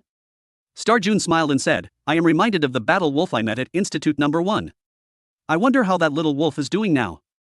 Toriko said, Terry is very big now. He carries the bloodline of the 8 kings and will definitely return. After he returns, he will definitely have grown into one of the 8 kings.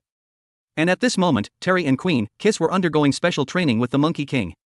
The Monkey King had an excited expression and seemed very satisfied with these 3 opponents. The new wife that the Monkey King longed for day and night, Zong, was trying to escape with his underlings. They accidentally, or rather, Zong was lucky enough, found a strange space. Zong thought that if he wanted to escape, now was the golden opportunity. But just as they were about to enter the space, they saw the Monkey King's head peeking out from it. Honey, what did you say? The 3 of them were so scared that they almost fainted. While guiding his students, he didn't forget to glance at Zong to see if he was there. It seems that the Monkey King is always paying attention to his whereabouts. He is indeed doting on him. And on the second continent, in the Neo base on the northeast island, Nacom, with his silver hair, was cowering in a corner of the kitchen. He was so nervous that his whole body trembled. Tepe gently approached him, and the moment his hand rested on his shoulder, he scared him to death. Nacom had an impression of Tepe. Just as he was about to speak, Tepe gestured for him to shoo. Then he explained, don't be afraid, I'm on your side. I'm not manipulated by joie. Chef Nacom, for some reason, you are also not affected by the bacteria. Listen carefully to me, we have to escape from here now. I have almost figured out their purpose. But before that, you have to tell me everything you saw on the first continent. From this, it can be seen that a terrifying monster had stood up. And its resurrection would lead to the end of the earth. It was the man revered in legend. Speaking of which, someone asked, why was Tepe forced to become a member of Neo? So is he one of us or not? At the earliest, he was scarred by Joie and discovered by Pukin. Then they went to find Imaro together and got clues about Joie using bacteria to control others. After that, he followed Joie and was roared at by Jiru. According to President Mansam, if you are stimulated enough, you can wake up.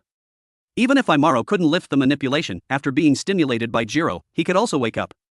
Finally, there was Komatsu, whose body couldn't keep up with the awakening of the gourmet cell demon, and was broken and had his heart regenerated by him.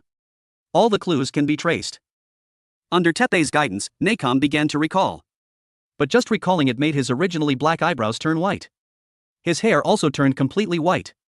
It seems that he was not lightly frightened. So what did he see on the first continent, the island where all the continents originated? It is said that it is the habitat of the Dragon King Diraus. It is said that the Dragon King has also started to act recently. The other 8 kings have also made moves. Are they affected by the gourmet solar eclipse? Or is it because of the influence of the cooking that is going on the 6th continent? In short, it is the same as what the Blue Nitro have been doing in the first area for many years. Their unusual movements, is it a sign that the cooking has entered the final stage? Tepe slowly said, you are one of the few chefs who were brought to that cooking place. Can you tell me what you saw? Did you see the true form of the one who wants to be resurrected? Nacom was so horrified that he spoke incoherently. Tepe hit from here, it's useless to escape. Even if you escape, it's meaningless to escape anywhere. Everyone will be eaten by that monster, even if you flee to the ends of the earth, you can't escape. It's an apocalypse that no one can stop. After hearing Nacom's words, Tepe found an opportunity to rush forward. At the same time, Joie was still in the kitchen, playing with small gems.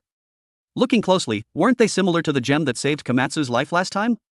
He carefully put them in a box, and the whole refrigerator was full of these things. He keenly detected that a bug had slipped in. And on this side, Tepe carried Nacom on his back, desperately trying to find a way out.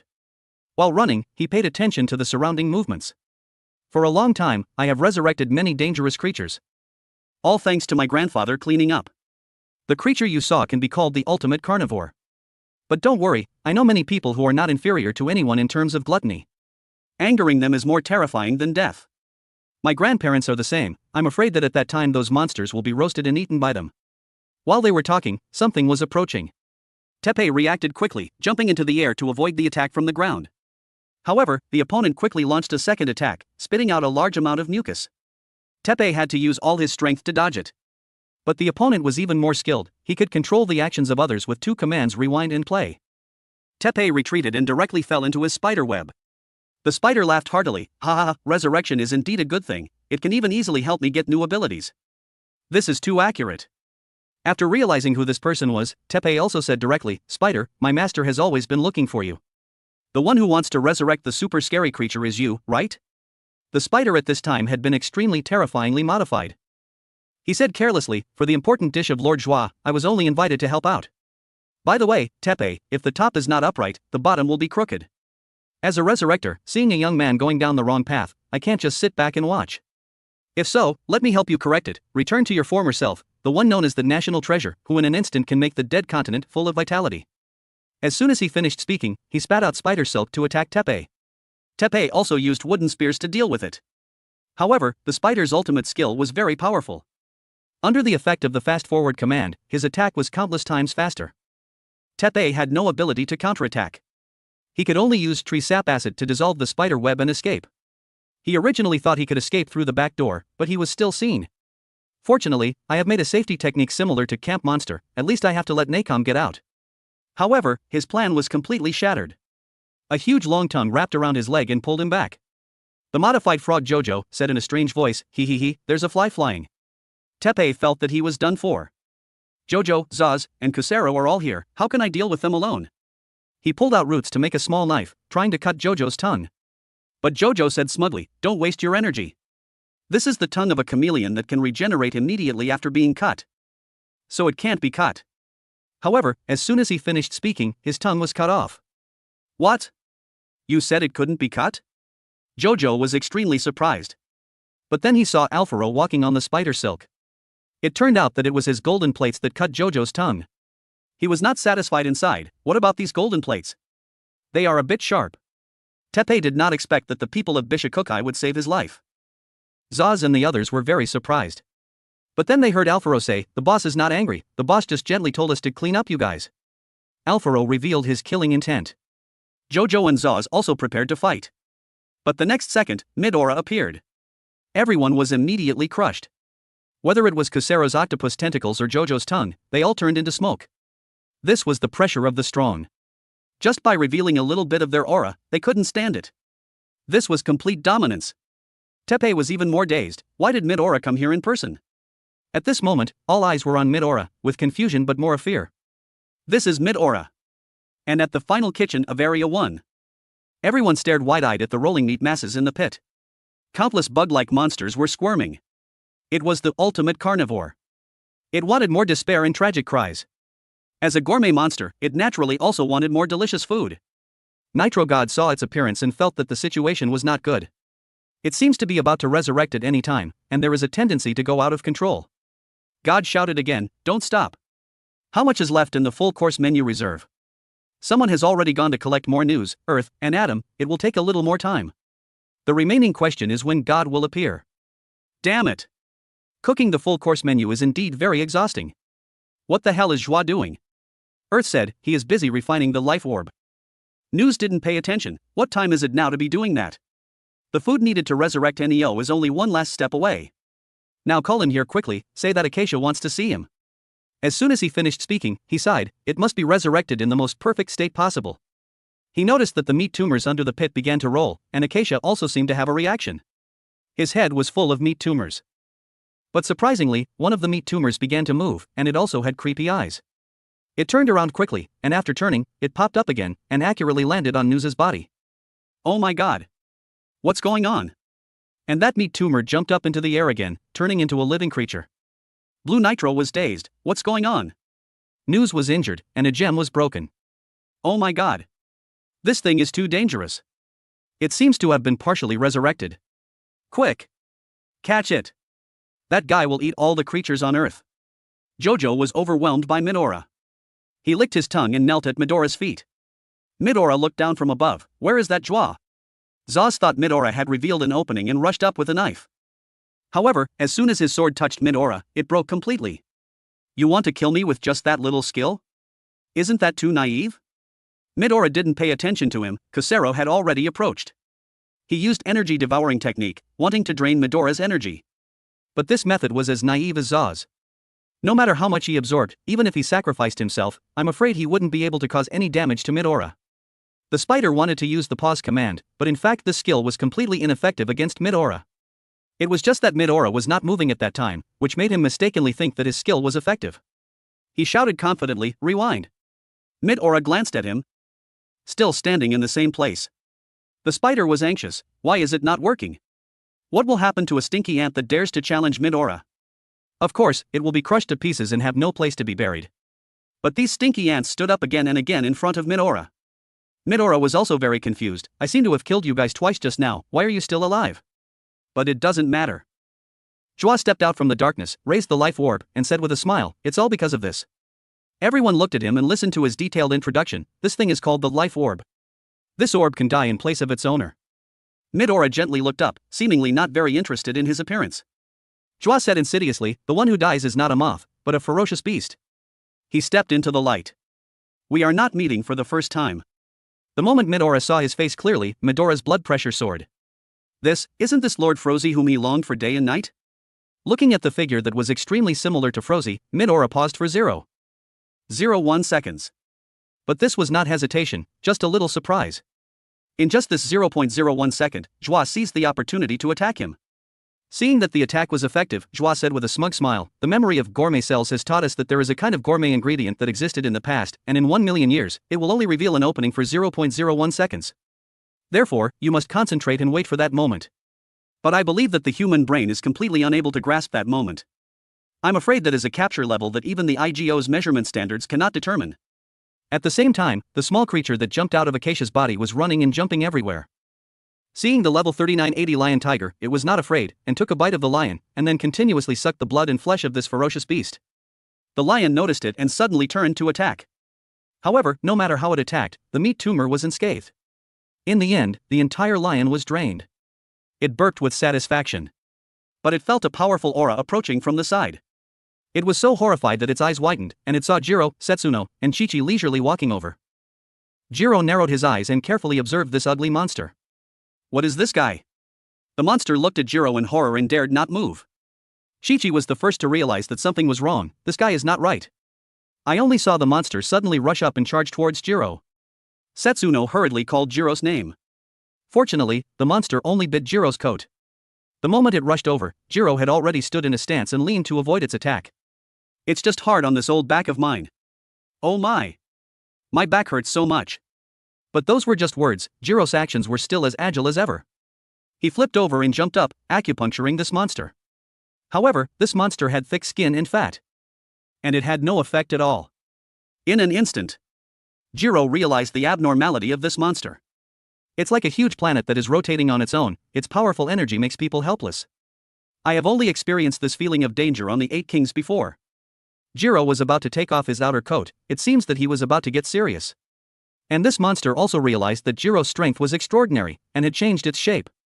Its volume swelled and it had more and more tentacles, looking really disgusting. Jiro neatly took off his coat, revealing his bulging muscles. The muscles were constantly contracting, and just by looking at the muscle fibers, you could tell how powerful they were. Seeing him raise his powerful arm, Setsuno immediately called him, be careful. Don't hit the earth, Jiro, don't think this reminder is useless. This is not a joke, because Jiro really has the strength to blow up the earth. His cosmic explosion directly blew it away. And on the other side, Midora and Joie were still confronting each other. Joie was smug, thinking that he had Midora in his grasp. He asked Midora in a theatrical tone, don't you remember my face? The moment you saw me was fatal. Joie thought his appearance would distract Midora and reveal an opening. However, Midora remained completely unfazed, standing perfectly still. He said coldly, I've got the wrong person. Joie was taken aback by Midora's attitude. What surprised him even more was that his own attack hadn't actually hit Midora. To Midora, the blow was nothing more than a light scratch. In fact, it was Joie who had been careless, causing several of his life seeds to shatter. Midora explained, in the 0.01 seconds you attacked, your entire body was full of openings. I simply gently counted every single one of those openings and struck. Now, he was certain that those life seeds were merely substitutes. Although Midora was about to erupt, Joie maintained a serene expression. To be precise, it was the gourmet soul within these life seeds that took the hit for me. Despite his calm exterior, Joie had already calculated everything. Medora's ability to destroy 8 of his life seeds simultaneously proved he was no slouch. Although he had known this for a long time, the most urgent matter now was to calm Medora down. He couldn't let him go berserk here, or the situation would become extremely dangerous. Medora completely disregarded Joie. But before killing him, Medora had one question. "You are the reincarnation of Frozy, aren't you?" Joie answered the question directly. "That's right. I am the one who was awakened by the appetizer center from Acacia's menu." That day, he had emerged from Frozy's grave, with a completely new life and purpose. Medora was slightly taken aback. Mentioning center from Acacia's menu reminded him of the holy water that flowed from the earth. He had taken that holy water many times to pour over Frozy's grave, but the one who was revived was not Frozy, but Joie. "Did you take over her body to come into this world?" Joie smiled faintly. Frozy's soul refused to be revived because she feared what was hidden within Acacia and did not agree with Acacia's purpose. Therefore, Acacia also gave up on Frozy and summoned my soul instead. Medora got straight to the point. "Where is Acacia now?" Joie asked, "And what will you do when you find him?" Medora's expression was grim. "I just want to ask what his true purpose is." To this, Joie explained, "Acacia's purpose is very simple, to eat. We just want to explore the memories of gourmet cells to be able to touch flavors never before tasted. Following the cell's memories, we will eventually reach the destination they guide us to, the final land." Medora asked again. "For what?"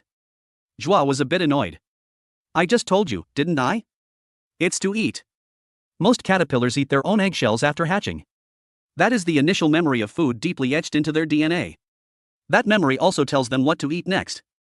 To put it bluntly, that appetite hidden inside guides the creature to find food. Appetite is the most seething energy hidden within gourmet cells.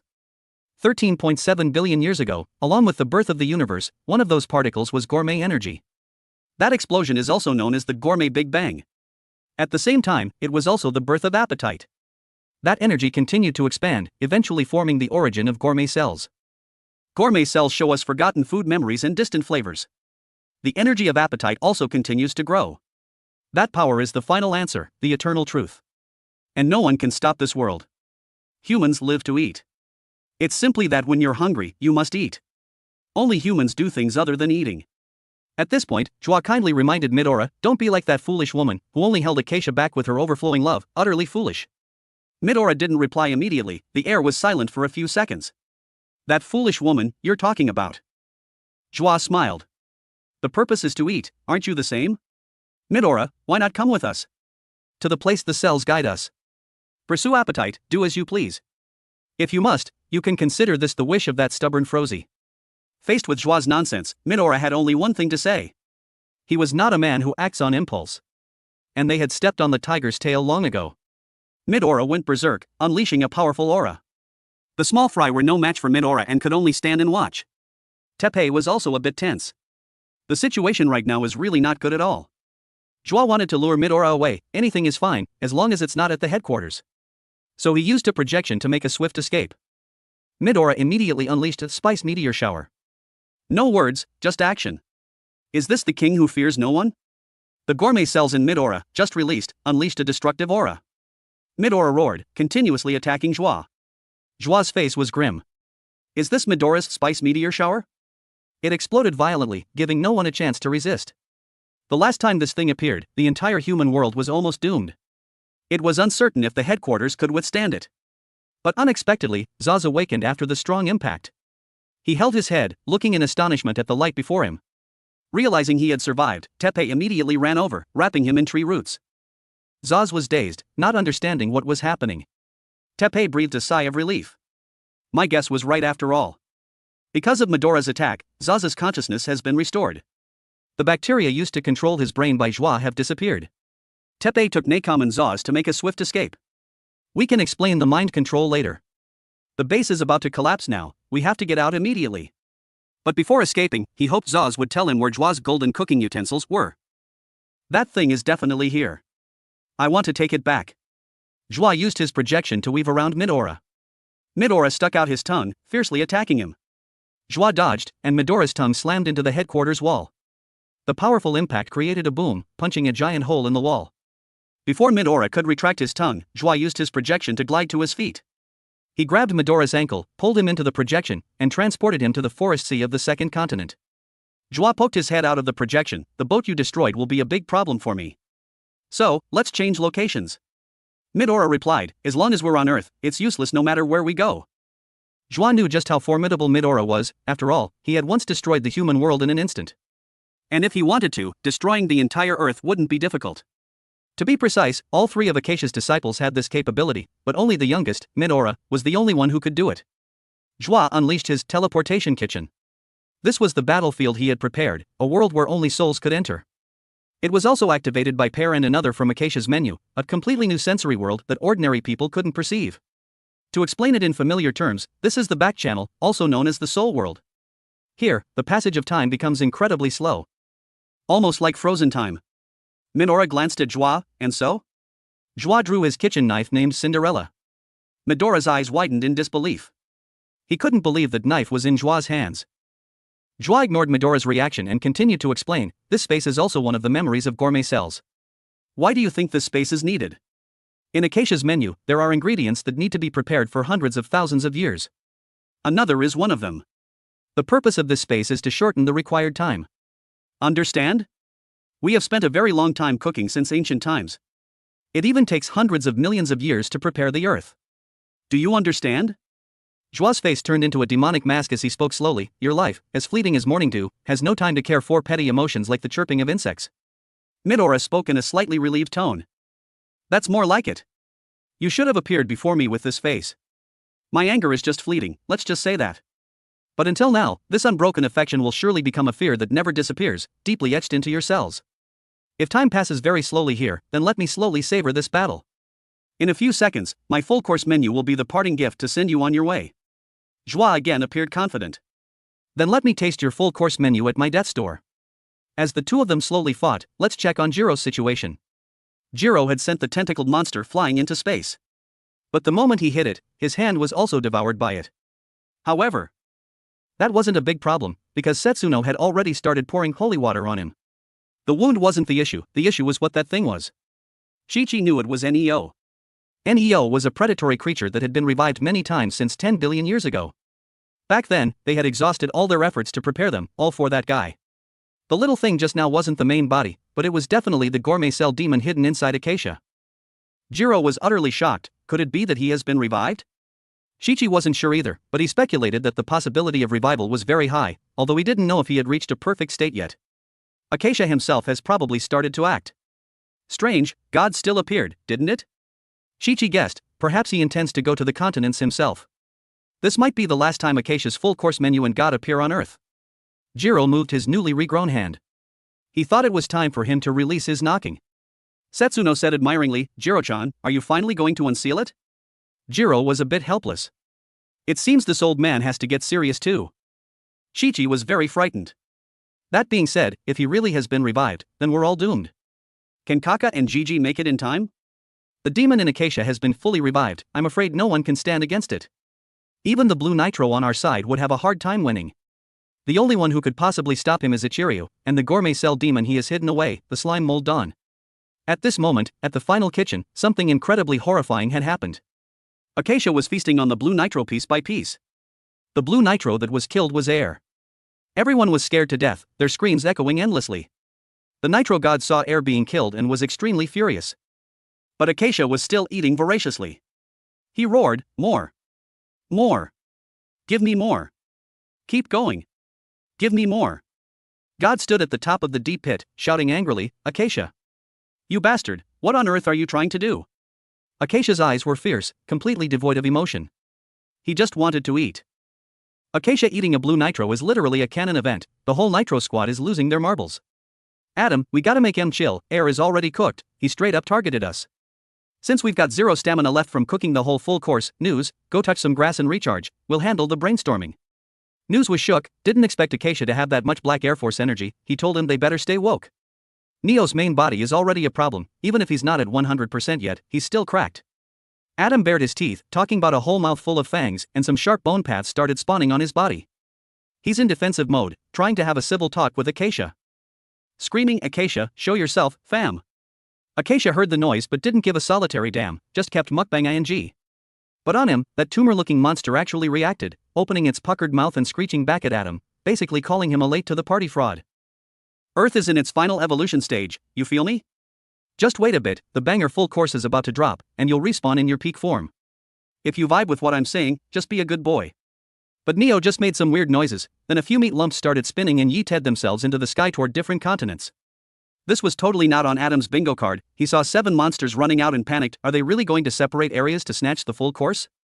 No time for a TED talk, chase M. But then they realized Acacia hit the vanish button. Adam thought he probably clipped into the backroom, Soul World, so he's going to find him. Pear was like, let Acacia cook for now, it's fine, we've come too far, gotta be patient with Neo. If he doesn't hit 100%, it's all mid. While they were gatekeeping their secrets, Gyro showed up like, excuse me, Pops needs to ask a few things. Pear looked back, remembering this guy looked like Gyro. Gyro smirked, I know you and Pear are about to throw hands, but Gyro waved them off like, don't panic, besties. Even if a direct 1v1 is okay, Earth might literally uninstall if we fight. That'd be a major L, right? Little Blue Nitro and Pear bared their teeth, too late, Earth is finished, no cap. Gyro said he felt some massive energy here earlier, looks like Kiki's prediction was a W. Acacia's demon is making moves. So where did Acacia go? Can I talk to the man? Pear thought finding him was a mission, he's currently in a delulo state, he just ate their teammate for breakfast. And he added, we're just waiting for the eclipse, later today Acacia will eat the final dish, God. Peak form for Neo's comeback. You said our endgame goal is within reach. Even if Acacia eats every living thing on Earth before the eclipse, that sacrifice is worth it. Gyro asked, you've been gaslighting Acacia since 500 years ago, haven't you? What's the real tea? Your homies get eaten and you're still holding it in, what are you actually doing to Acacia, or rather, that demon? The Nitros were like, we're gonna delete him from this dimension, duh.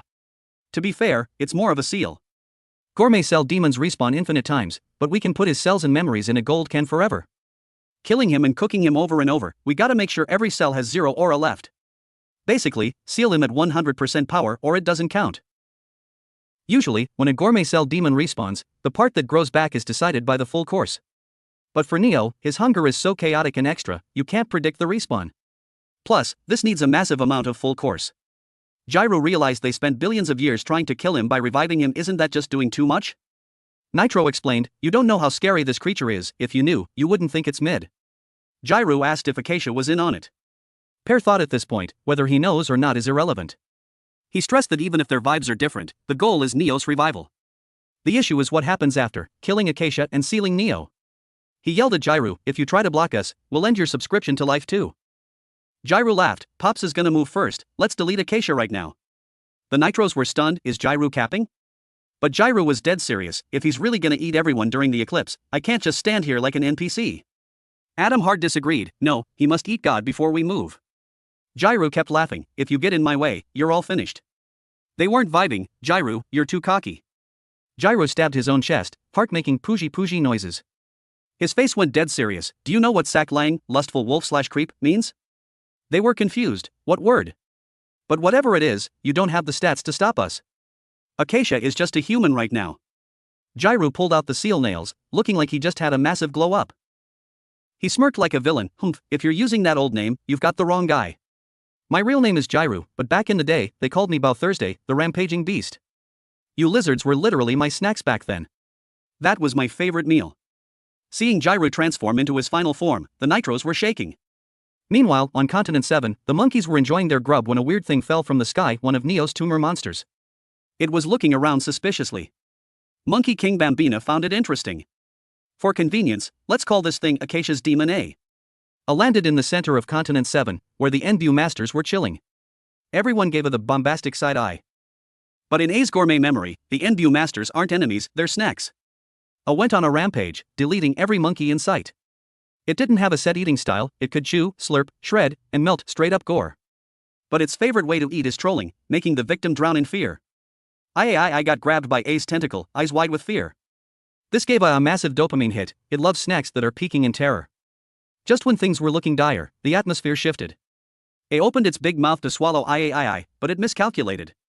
A giant wolf yeeted itself from behind, biting off the tentacle to save the lil monkey. The monkey was foaming at the mouth, didn't even realize Terry had arrived. Terry gave that monster a cold stare, zero fear, straight up main character energy. This is the battle wolf, the strongest in history. Appearing with him were two other kings with the same cold vibes, Terry, Kiss, and Quinn. It wasn't about the NBU training, they just remembered the alpha blood in their veins. Pure royalty memory. But I wasn't looking at these 3/8 king heirs, it was staring at the creature behind them who doesn't know what scary means. More like, he's so hyped he has zero other emotions. The Monkey King ran over, hyped AF. Seeing A, he smirked and jumped in for a warm hug. CK, it was a massive strike. This is one of the current 8 kings, the strongest monkey, Monkey King Bambina. After taking that knee strike, I realized this monkey isn't a snack, it's a boss fight. At the Horse King's Hill on Continent 8, another monster arrived, inflating its body since its landing. Because the enemy here is the massive Horse King Heracles. Meanwhile, in other places, these monsters started moving, causing chaos. The monster on Continent 6 had the worst luck. Little Nitro disappeared into the backroom world faster than light. I chased him but vanished the moment it hit the water. Only Moon, the Whale King, knows where it went. Actually, even the Sea King probably doesn't know where the food went, but it definitely didn't expect to get speed blitzed before even seeing the enemy. At Acacia's meat dish on Continent 5, Neo spread a scent that usually only Nitros can smell, making it unsmellable to others. Creatures were lured by the scent, so I had to face the biggest mob of enemies here. Skydeer, the Deer King, might be the chillest of the 8 kings, but the forest on its antlers is a den for the goats of the gourmet world. Level 4500 octopus mammoths, level 3820 firebears, and level 4120 battle dragons live there. To keep the Deer King from getting triggered, they're going all out. The monster on Continent 4 got lucky, landing right on Acacia's dessert earth, which is basically the world's sweetest soft-serve ice cream. I wasn't having a good time though, because not far away, a giant tongue was quietly watching. Legend says if you see Mother Snake's face, it's already over because she's that big. Just the aura alone makes you forget how to breathe, you can only imagine her power level.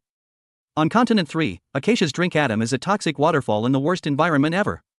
The monster locked onto this place and immediately grew wings. If you don't fly, you're cooked. Anyone covered by that massive shadow will stop thinking and just accept the game over. The owner of that shadow is the Emperor Crow. One wing flap creates a toxic tornado. People say he's the admin of the sky, controlling all air rights in the gourmet world. Smelling all the drama in the gourmet world, Toriko was lying there looking beat up. He had a weird feeling, like he's felt this before. As long as his nose isn't clogged, he knows everything. Starjun was shook. Is this what Shako-sama talked about? Toriko looked at the battle wolf radiating smoke. Battle wolves are straight up cracked. Terry, your big bro is built different. Note, this isn't even the battle wolf boss, Toriko just got it wrong. Toriko felt wholesome. Thanks to him, I remember who I was 2 years ago, hee. Then he got a ping from Komatsu. Ah, it's Komatsu. Long time no see, fam. 2 years ago, what actually went down when Toriko had his awakening? That day, basically every beast in the gourmet world felt Toriko's presence. While he was standing by the ocean thinking about life, he realized he'd had a massive glow-up, his sense of smell became cracked. He followed his nose, going full do or die mode to set out. His base power, grinded to the max, pushed his already weirdly good sense of smell to the absolute limit. The destination was so clear he could see it just by sniffing. And Toriko himself didn't even realize that from the moment he left the human world until he brought Komatsu back, for a whole year and a half, he was constantly radiating that main character battle aura. Just one breath and all the tea in the world turned into scents flying into his nose. The sheer amount of info was so overwhelming it made him dizzy, it was so bad he couldn't even sleep. It was his obsession with gatekeeping Komatsu's safety that helped Toriko dodge the dangerous paths. That's not to say the path Toriko chose was safe, it's just that most beasts in the gourmet world chose to ghost him instead. After Midora met Toriko at the Gourmet Corp, he told Starjun, if I hadn't easily handed the kid over to him back then, how do you think it would have gone? Starjun was like, he definitely would have used brute force to snatch him. I doubt I would have made it out in one piece either. I probably wouldn't have escaped unscathed. On Toriko back then, he saw insane aura and a ride or die attitude.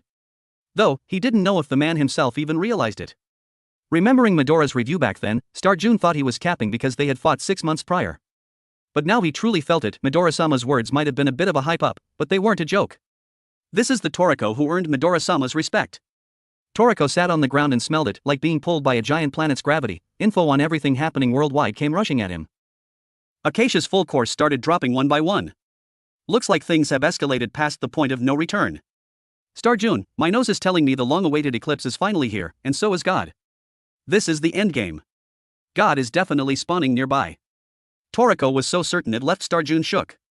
How is that possible? No one knows where God is, so how can Toriko be so sure? Toriko said the second continent is a mashup of every other continent's environment, ecosystem, and vibes. Everything is scattered here. At first glance, it looks mid, but the scent on this island is incredibly loud. It's scattered all over, looks normal at first but the smell is thick.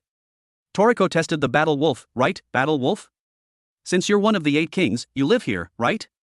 Wait, actually you're a battle wolf but not the king. You're probably the number 2 in the pack, just a small-time boss? You here to scout this delicious-smelling island? Your big boss with the overpowered stats must be the one behind you, huh? That awakening of Toriko's 2 years ago made all the kings react. His presence was enough to trigger a world-changing event, making the battle wolf feel energy pulsing like lava. It made the battle wolf feel energy throbbing like the earth's own hot sap. That's why they chased after him to see what the hype was about. And the Wolf King Guinness is right there. Neither he nor Toriko had bad vibes, but they shared one thought: we have to catch these hands. So they both stepped up to start the fight. Toriko channeled massive power into his arm, finding the perfect frame to burst this energy. The fight was about to pop off, like 2 meteors being attracted to each other and crashing hard. Even if we don't know the exact lore behind it, one thing's for sure: both had clear motives: hunger. Toriko looked at Wolf King Guinness, winding up a punch with his whole body's power. If it's a fight for God, no excuses needed. Strongest battle wolf, let's have some fun. You hear that, battle wolf? Toriko was talking big when his calms started going beep beep non-stop. Toriko picked up, and Komatsu's voice came through instantly. Toriko, you're so slow, how's the grind going on your end? Komatsu was crying tears of joy, screaming, Toriko-san, we finished cooking. We're coming to find you with Don Slime. Wait, weren't you still in a 5v5 match against Shimon's squad? Why did it end so fast? More importantly, why did Shimon's squad become our homies? Lore for later, as long as we bag another. Hearing Komatsu call his name without saying boss, Don Slime was a bit salty. But it wasn't a big deal, he yelled, just think of me as a regular disaster, it's fine. Pro tip, the manga speedruns the ending here, it might feel like you skipped 50 chapters, so just use your headcanon for the details. Don Slime yeeted himself up, calling out Acacia, a disaster full of malice, haha, he roared like a madman and jumped straight into outer space. He aimed his fork at a planet and stabbed it, roaring without a care in the world. Roaring, ho ho, nice view. He trung Matt, gave the death stare, finding what he'd been hunting for. His eyes locked onto Acacia, or rather, Neo, I found you, fam. Back on the ground, Komatsu and the others were giving Don Slime the bombastic side-eye, wondering what triggered his crash out. After Don Slime went on his rampage, it affected everywhere. Toriko rushed to ask Komatsu what's up, and Komatsu replied, we're Gucci, we've leveled up a lot. We spent decades in the soul world, so Don Slime acting out doesn't even faze us. Decades? No wonder their hair and looks had a total blow-up. For Toriko, it's only been a few days, so he was confused by Komatsu's 10 years talk. Komatsu, what do you mean 10 years? And who is Don Slime? This all started 3 weeks ago. After Toriko's group split up from the 6th continent, less than an hour had passed, but inside the giant shell, it's been over 2 days. Since Komatsu reached the blue restaurant, Kyukin stayed in the safe zone, grinding on research for a place to live. She found the Yuyu species, the cloud beasts, have a top-tier trait. It's not that they're hard to find, it's just they make people lose all interest in them. If gourmet cell attention is all about hunger, looking at a Yuyu makes your appetite go. Predators don't care about fruit or grass because they have zero hunger for them, they just ignore what they can't eat. Like pufferfish or whales that poison themselves when in danger, turning into something inedible to kill the interest of others. Kyukin suddenly realized the space created by the cloud beasts is look but don't touch, making people eat without tasting anything, like another dimension. Oh my god, is this a clue to the soul world? Plus, in the safe zone, time flows differently. Time flow seems a bit sus, she can clearly feel it's glitched. While Kyukin was investigating, the ground shook violently. Everyone in the blue restaurant felt it. The Whale King opened his massive mouth and started slurping, he swallowed a whole school of fish in one go. The Greller Stadium was shook, everyone was terrified by that sky-tearing sound. Someone rushed to report to Don Slime, boss. Countless monsters are appearing from the Soul Autumn. Looks like Whale King is making a move. The ocean nearby is being sucked dry. Don Slime cursed, damn it, Moon is having a mukbang. There's so much food being dumped from the white hole. What is happening on the surface? What is happening on the surface? Right when it was getting good. The fun Don Slime was talking about was the 5v5 cooking battle, currently at the 5th match, the delicate Chef Chio versus the talented Acerudi. Because the author was rushing the project, only Yuda's part got a detailed process, the other matches just jumped to the ending. Honestly, it's not just a bit lazy, it's straight up unfinished. Word is, a lot of the peak parts got cut. Back to the plot, due to the chaos, the match was cancelled. Guards rushed to the northernmost part of the blue restaurant, the Soul Autumn, where countless gourmet monsters were gathering. This squad of weird-looking monsters who look like paid actors started heading for the stadium. Don Slime was fuming, these guys are really testing him. Everyone, go to the Eternal Kitchen and finish the full course. Reviving that man, you might ask, who? It has to be Don Slime's favorite, the man named Ichiryu. The only human in the world he recognizes as the goat. Seeing everyone shocked, Don Slime repeated, "Finish the full course, revive Ichiryu." "But isn't President Ichiryu, you mean the full courses?" Everyone stared at each other, not knowing how to start the convo. Yuda asked, "Is Acacia's full course really in this country?" Don Slime sat on his high throne, stayed quiet for a bit, then said, "Nope. If it's not here, then what kind of cap are you talking?" Facing their doubt, Don Slime told Acerudi to open the Soul World portal. Hearing the call, Acerudi didn't care about the match anymore. He muttered that this move drains a lot of mana, but he still opened the portal quickly. The Eternal Kitchen is actually on top of Mtebeko. And this is actually the secret of the deep sea city mentioned earlier. The chosen ones like Jake were all dragged here. The foreman was yelling, "Don't stop, move it." The prep is in the final stage. Being able to contribute to the best dish is something you should be proud of. Jake, thinking he was joining a national project with his mom, was flexing and waiting to see her. Meanwhile, Komatsu, solo carrying, followed an old man onto a train to Mtebeko. This restaurant train is nicknamed the Train to the Underworld. The name alone tells you the destination is not Gucci. The old man double-checked if Komatsu was for real. "This is a one-way ticket. When you come back, your body might have someone else's soul in it." Komatsu was totally chill. "I already died once on the last continent, so I'm not scared." "Nothing to be scared of?" "Ha, true terror isn't death. There's a bar on the other island where people get revived infinite times through soul trades. That ending, for slum residents with no hope or future, is just wasting an infinite life on a degenerate lifestyle. Maybe that's the natural result, the true dark side of this civilization. Of course, I'm just an old man who's part of the problem too. Doesn't matter if you're from the trenches or have zero aesthetic, it's all good. Even if you look like a straight-up monster, as long as you keep that grind mindset and stay positive, you've got civilization." Komatsu didn't explicitly mention the demon world, but everyone got the vibe. When Uncle Jake got forcibly detained, was he trying to catch hands for a good cause? That's probably why he's covered in scars. If he truly had zero hope, he wouldn't be doing the most like that. The dark side of this country is definitely worse than elsewhere. Based on what you're saying, this national project is definitely about respawning and cooking Acacia's full course. Imagine this happening on Continent 6, talk about plot twist. Maybe our endgame goals can actually happen here. Right now, I'm feeling that main character energy, totally hyped. Uncle stayed quiet for a long time after hearing Komatsu. Soon enough, the train pulled up at the foot of Mtebeko. Up on the mountain, everyone was on that 24/7 grind. Mayel, the octopus girl, was stirring and muttering, "This is trash, my stamina is literally drained. I'm hitting my limit, FR. Why does Earth's full course need so many annoying ingredients?" She turned around and yelled at the squad, "Yo, while I'm out here struggling, what is the Shimon 5-man squad even doing?" A subordinate reported, "They're in the arena going all out in a cooking 1v1, boss." Mayel snapped, "What kind of mid-nonsense is that? Tell him to get over here, now." She figured this was just Don Slime's toxic hobby. The man is a total chaos gremlin. "Someone throw the fertilizer in, these meat slices are thirsty for life." On her command, everyone moved. Jake followed orders, but before he hit the furnace, a warm hand grabbed him. Suddenly, the crowd went wild. The soul spirits are swarming. Mayel was sweating bullets. "Bruh, why now? This is so poorly timed. Did Dad literally open the soul gate?" The subordinate said the grinding king didn't send a ping, the spirits just broke out on their own. Now everything is a total mess. "You're sweating buckets, why are you just standing there? Get the sea urchin chives ready to exorcise these frauds." The spirit army was surrounding them, but suddenly, the teleportation portal to the known world opened up. Don Slime jumped out looking fuming. He roared, "Beat it, you spirits!" Hearing that roar, the spirits were stunned, but they had nowhere to run. Just the sound of his voice deleted them, they turned into straight-up dust. Seeing the Shimon squad and Don Slime show up, everyone started standing. Mayel was like, "You're late, fam." But Don Slime was suspicious, "These spirits look sus. Like they aren't running out to respawn, but running away from something else." He looked at the gate and wondered, did that guy Moon eat something weird again? Toriko's squad looked at the gate, "So this is the soul gate, huh?" Word is only souls can pass through here, and the gate is full of soul obsession.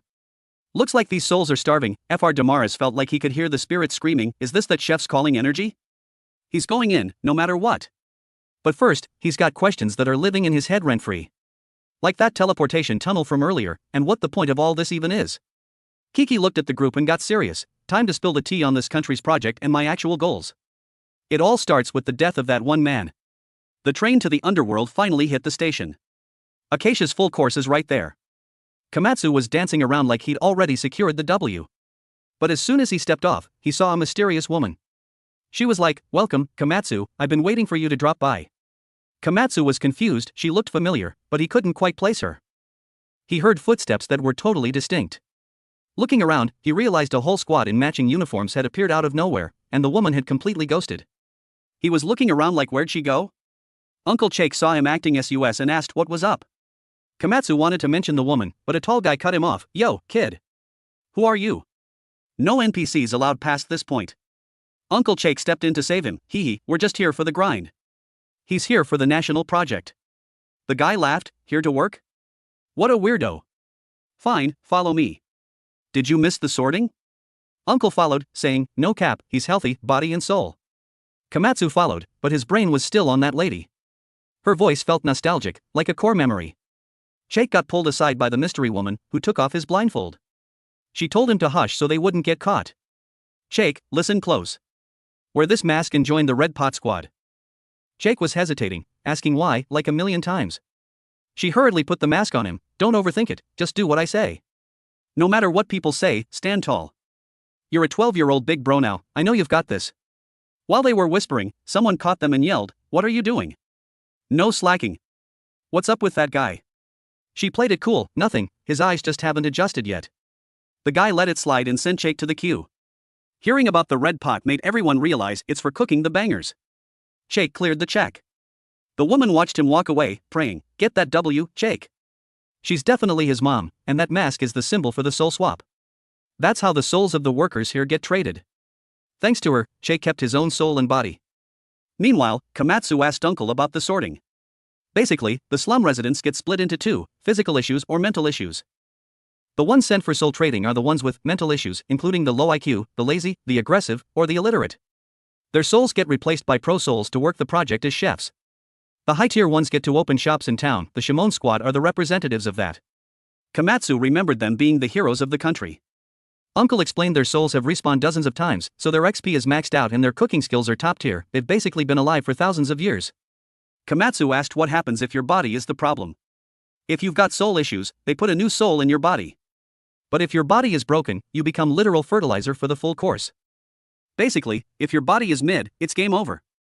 Komatsu was sweating. Uncle added, "If you're lucky and your body is only slightly off, you just get sent to work." But is that really a W? Either way, it's just brutal labor forever. Just like my ancestors who were forced to be slaves for the blue nitro. Can you even call that luck? Because no matter the path, it's just endless brutal labor. You're a corporate slave for life. Just like my ancestors being forced into labor by the nitro. Komatsu followed his gaze and saw the air tree. Uncle said sadly, "Our ancestors were out here respawning and cooking air. This is kitchen number 1. Komatsu followed the manager inside and gasped, "There are so many air fruits here. They're just way smaller than the real ones." The manager turned around, "Wait, you've actually seen air?" Komatsu flexed, "Seen it? I've cooked it and tasted it." The manager was wondering if he was capping. "Are you Delulu, or is this a joke?" Air was successfully respawned by the grinding king Yukai after years of effort. Compared to other ingredients, the cook time is short, but it still takes years. How could you cook it that easily? Komatsu didn't answer right away, but it clicked for him. The full course takes time, maybe decades or centuries. That's why souls respawn constantly. Humans can't even stand to watch the cooking, let alone eat it. The infinite grind is all for the food. The manager agreed, "To cook these, we need to stack as much pro memory as possible." He revealed the method, slowly letting the air out while cooling the fruit. Komatsu was like, "Nah, that's mid. That's not how you actually cook air." He picked a fruit that was perfectly ripe and pulled out his chef knife. He yelled like he was issuing a command, "I'm ending this project right now." While Komatsu was at Kitchen 1, Yuda's squad reached the Soul Autumn. Damaris asked if the Lie World and Soul World were the same. Kiki said the time flow is different, but the vibes are the same. On a macro level, it's like the Cloud Beast's safe zone. The Soul World is basically the deepest part of that safe zone. Another is the ultimate first safe zone to hit Earth. The flavor in the ocean definitely comes from that another fish. This fish is on Acacia's full course list. Tons of predators are thirsting for it, but the strongest is Moon, one of the 8 kings. Moon is a demon that swallows everything. His energy is so high that even light can't escape. That's why the black triangle is always dark. But to escape Moon's mouth, another finally went faster than light. The place where it broke the light barrier became warped spacetime. It's a special space that no one can perceive, the entrance to the Lie World. Time there is basically frozen, it feels like you've teleported.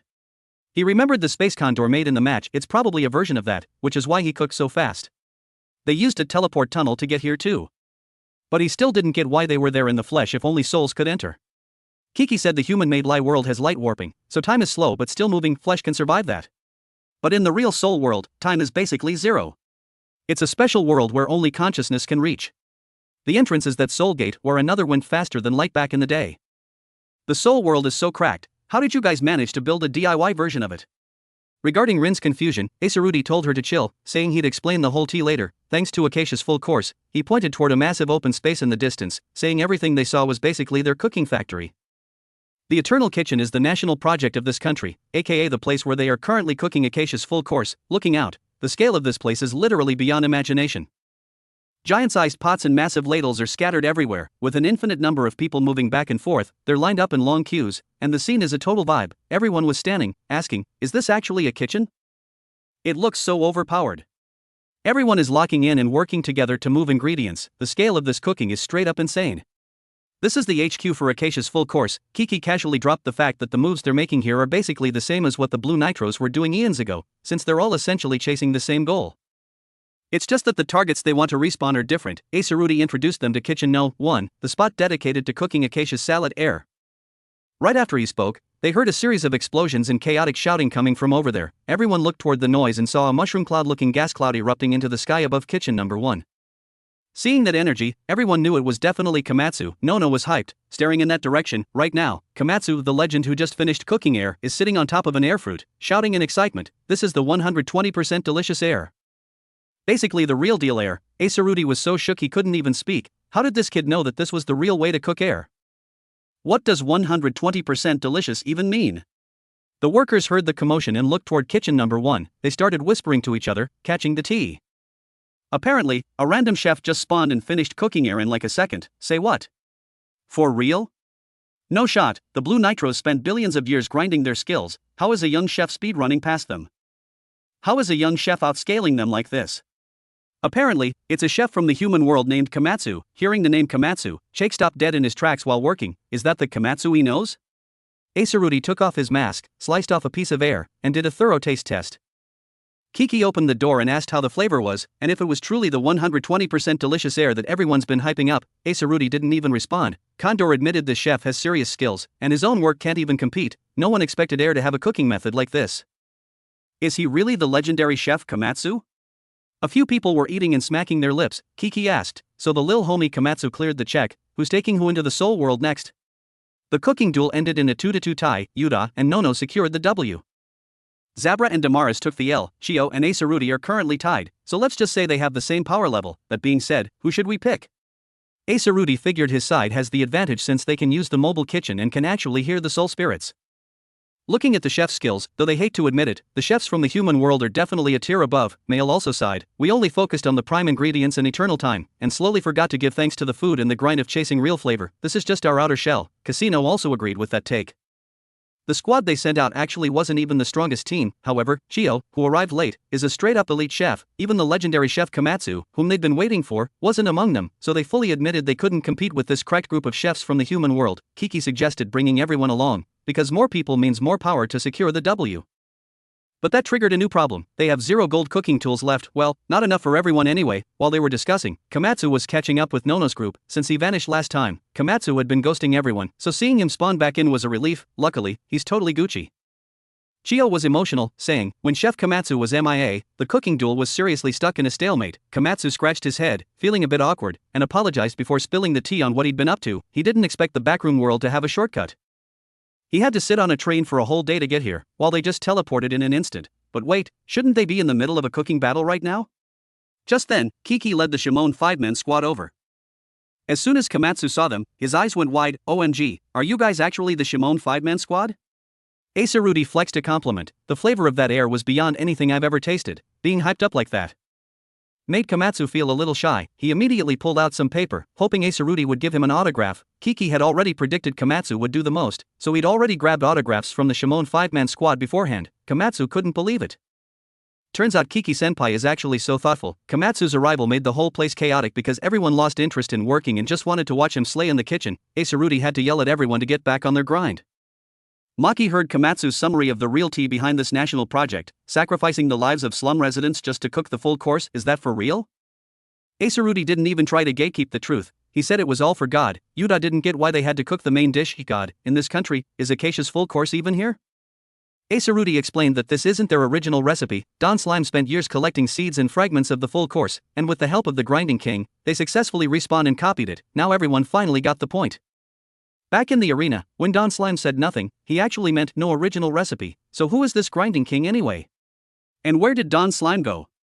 Komatsu suddenly remembered the recipe about using humans as fertilizer.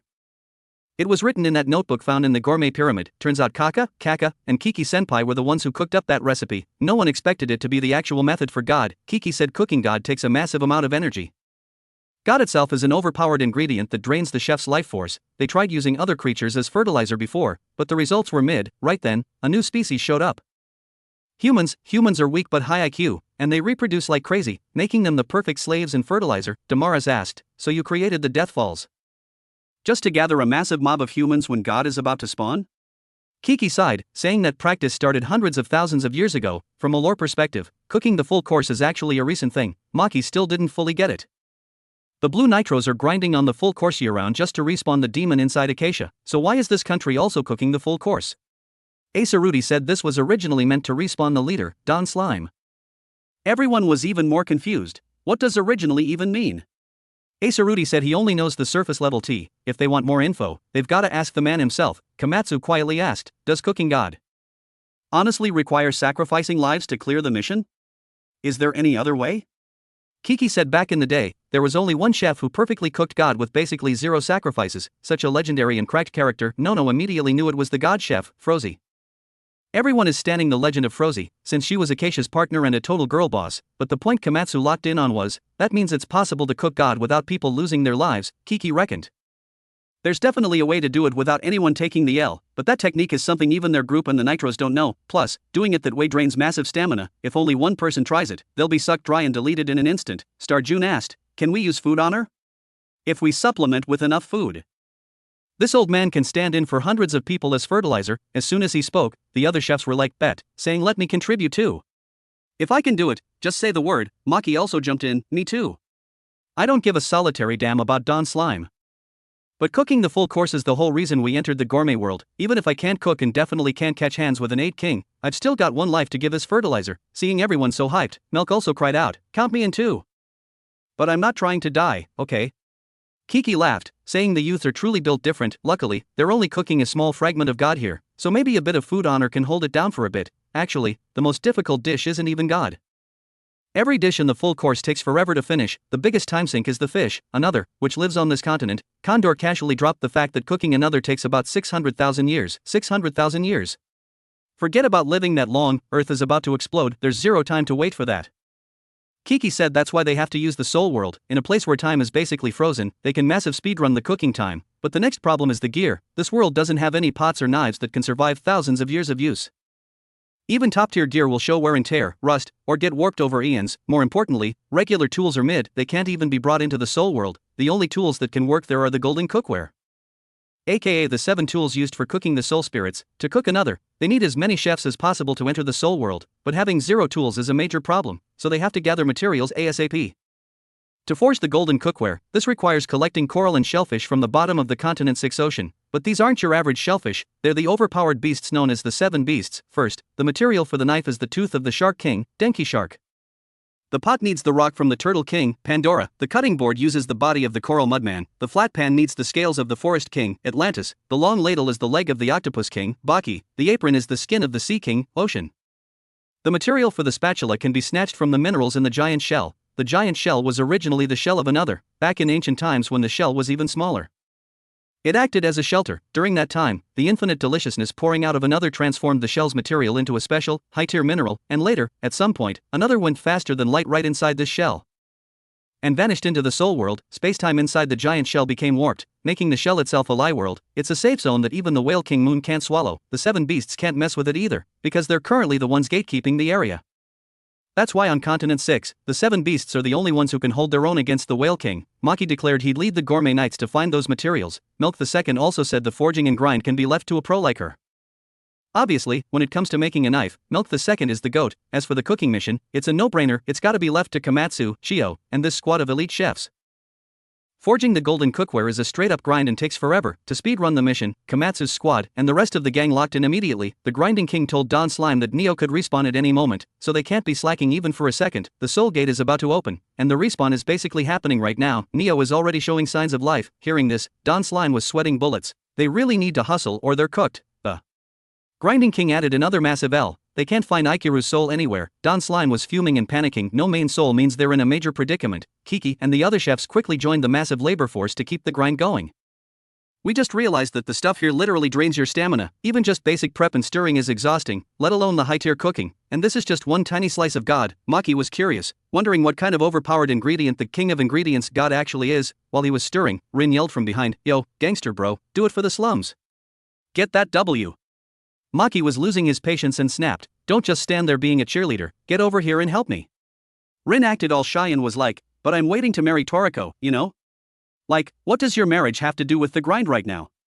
Komatsu was looking around, frantically trying to find Shake. At least humans don't have to be sacrificed anymore. The kid is probably still alive, but who knows where he's working right now. While Komatsu was looking around, a woman called him over. No surprise here, it was Shake's mom. Even though she's in a different body, her soul is 100% Shake's mom. She told Komatsu that 6 months ago she was forcibly detained and turned into fertilizer. Later, because her cooking skills were elite, she was recently allowed to respawn in someone else's body. Her eyes haven't adjusted yet, so her vision is mid, but she was blind when she was alive anyway, so it's not a big deal. She told Komatsu she already saw Shake and he's doing fine. Then she asked, "You're the one who was with Shake in town, right? You smell like him, it's that nostalgic family scent. You're also the one who successfully cooked air, aren't you?" The woman was in a huge rush and made a major request to Komatsu.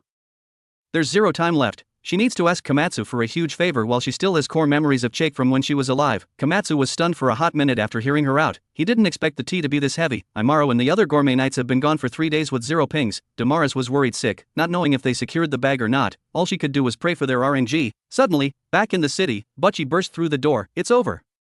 I found out the time dilation for the 7 Beasts territory, and it's looking grim." Everyone was confused. Chef Kiki said the gathering part was easy, so why is it an L? Butchie said that's true, but the real final boss is the time. The others didn't get why Butchie was crashing out. It's been 3 gay, so they only have 3 days left until the mission is complete, right?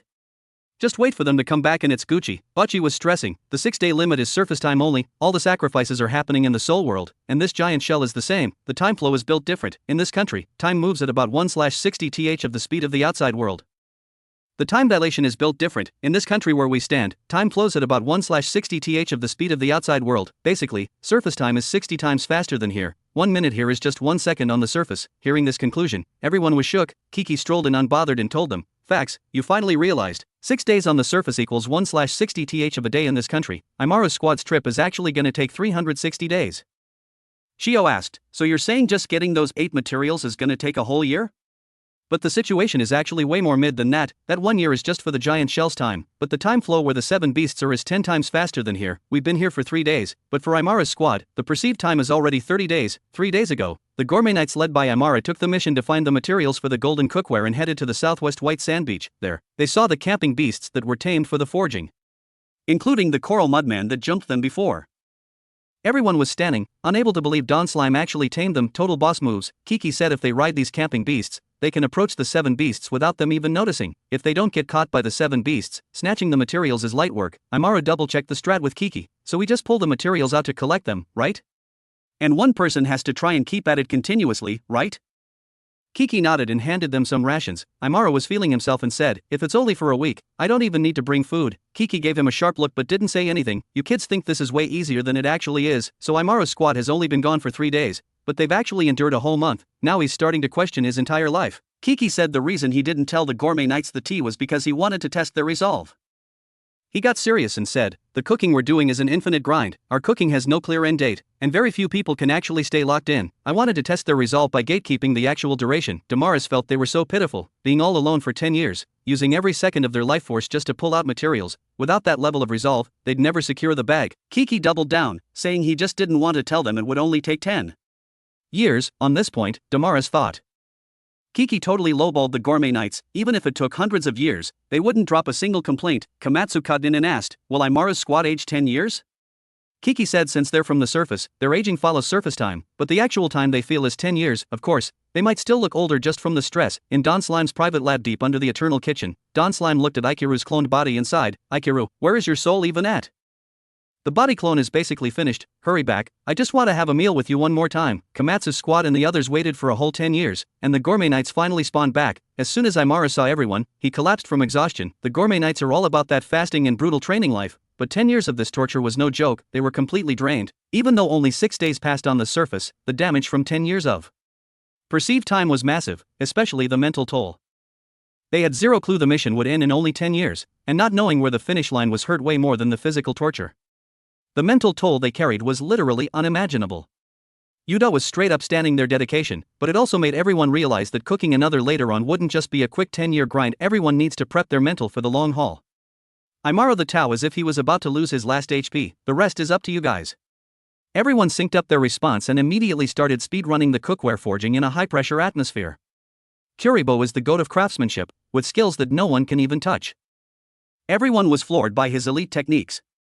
Someone was curious, like, if you don't use a golden hammer to fix the shape, the materials won't warp, right? But in Kuribo's hands, these materials were totally obedient, just a tiny bit stiff. Kuribo was like, everyone hush for a sec, this is my process. He kept spamming pressure on the materials, and before long, he'd manifested the shape of a pot. Only problem is the material is too tanky. Forging just one pot could take decades. Plus, he still has to craft a flat pan and a cutting board, which will take even more time. Mayel spawned a warp kitchen so Kuribo could craft in peace. Her kitchen's quality is actually a tier above Asarudi's. It's enough for him to chill inside and grind his craft to create those high-tier tools. Milk II can now lock in on sharpening the chef knife, then move on to the spatula and ladle. Only when the full set is ready can the chefs start cooking for real. Meanwhile, the chefs were asking Asarudi for the tea on the Soul World. According to Asarudi, just eating the meat dish news from Acacia's menu lets you activate the Soul World. And if you use it on the surface, you can go invisible or travel massive distances in a snap, basically like carrying a portable safe zone. Sounds pretty overpowered, honestly. But not everyone who eats news can use this tech. Why? Because Acacia's news has zero flavor. It's called a dish, but it's got no taste? Why would anyone call a tasteless thing a top-tier ingredient? Asarudi explained that for those who can actually digest news, it's the goat meat ingredient, but for those who can't, it's a mid-experience at best. It's like this chair or this table, humans don't see them as ingredients. But for ants, that's straight up food. People think hippos are herbivores, but they actually eat meat too. Pandas don't just vibe with bamboo, and anteaters are omnivores that eat more than just ants. Humans just haven't discovered the items that look inedible yet. As for what gourmet cells can actually eat, another is the one that made people realize the truth. Another expanded a whole new sense of taste. For gourmet cells, it's like unlocking a second stomach. To put it simply, you could even eat rocks off the ground and think they're delicious. In the gourmet world, there are 2 new ingredients with unknown flavors or things that seem inedible. Another is the ingredient that can respawn the devil's tongue part of the gourmet cells. Basically, it's probably more important than God or center. Without it, you might never vibe with the true flavor of other ingredients. Kiki announced another major piece of tea just now. Aside from another, the cooking for all the other dishes is basically finished. Everyone was shook, even God is done? Who is this absolute unit who managed to pull that off? Do you even have to ask? It's Komatsu, obviously, but Komatsu just said he heard some voices. Maybe entering the Soul World will reveal the true identity of those sounds. Kiki told everyone to stop crashing out, since only another is left and the golden cookware is almost done. They're in the endgame now. Everyone can start prepping. After finishing his cooking grind, Komatsu went to find Shake. Shake was losing it, Moa-chan in front of him and shouting, I knew it. You're the one who finished air and the rest of the full course, right? Komatsu felt like a fake friend. He'd been so busy cooking that he had zero time to visit Shake, but he was glad Shake was still safe and sound. Shake said he'd adjusted to life here, but he still hadn't found his mom. Komatsu comforted the kid.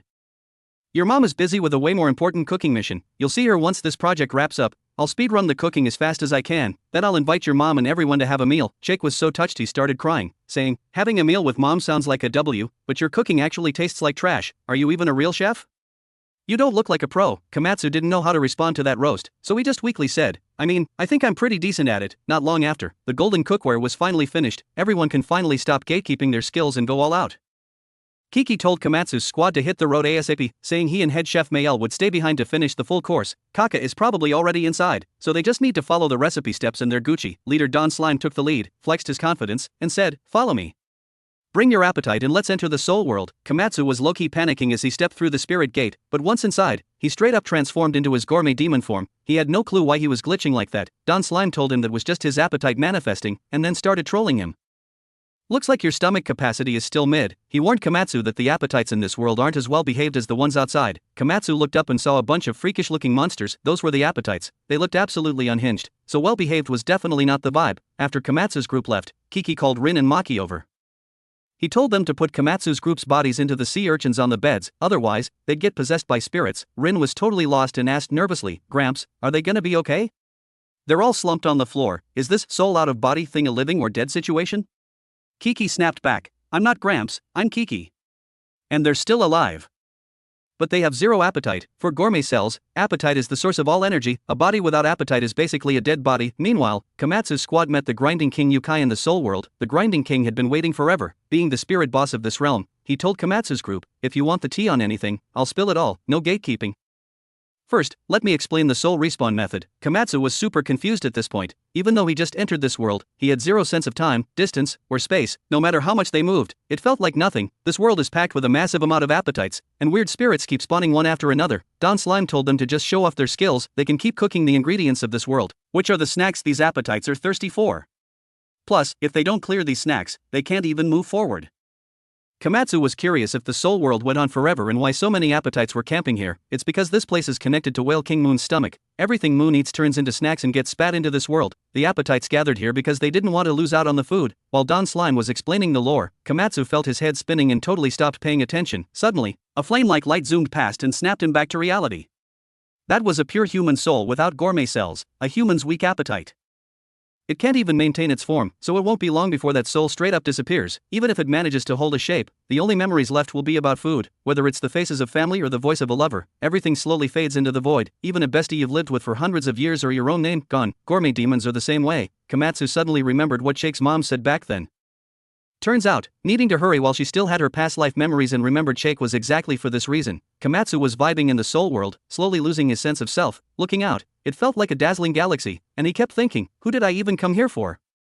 From a distance, he saw a massive ship, flew over with all his might, and stepped on board. There were tons of gourmet demons sitting around dinner tables, having a blast. Komatsu ran straight toward Red Oni and Blue Oni, but Kaka called him out halfway. "Chef Komatsu, I've been waiting for you forever." Komatsu was shook looking at Kaka.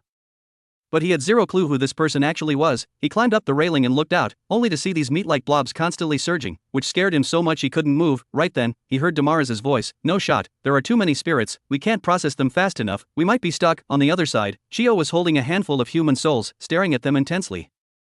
Komatsu was spaced out, totally forgetting why he was even there. From a distance, Red Oni, with his back turned, said, "It's so you can have a meal with everyone, that's the whole reason you came here, right?" Hearing those words, a bright, smiling face popped into Komatsu's head. It was Toriko. Seeing Toriko, Komatsu found his purpose again, screaming Toriko's name and locking in, "I have to cook another and help everyone." Then, he shouted to the appetites behind him, "Everyone, get over here. I'm gonna give you all a feast."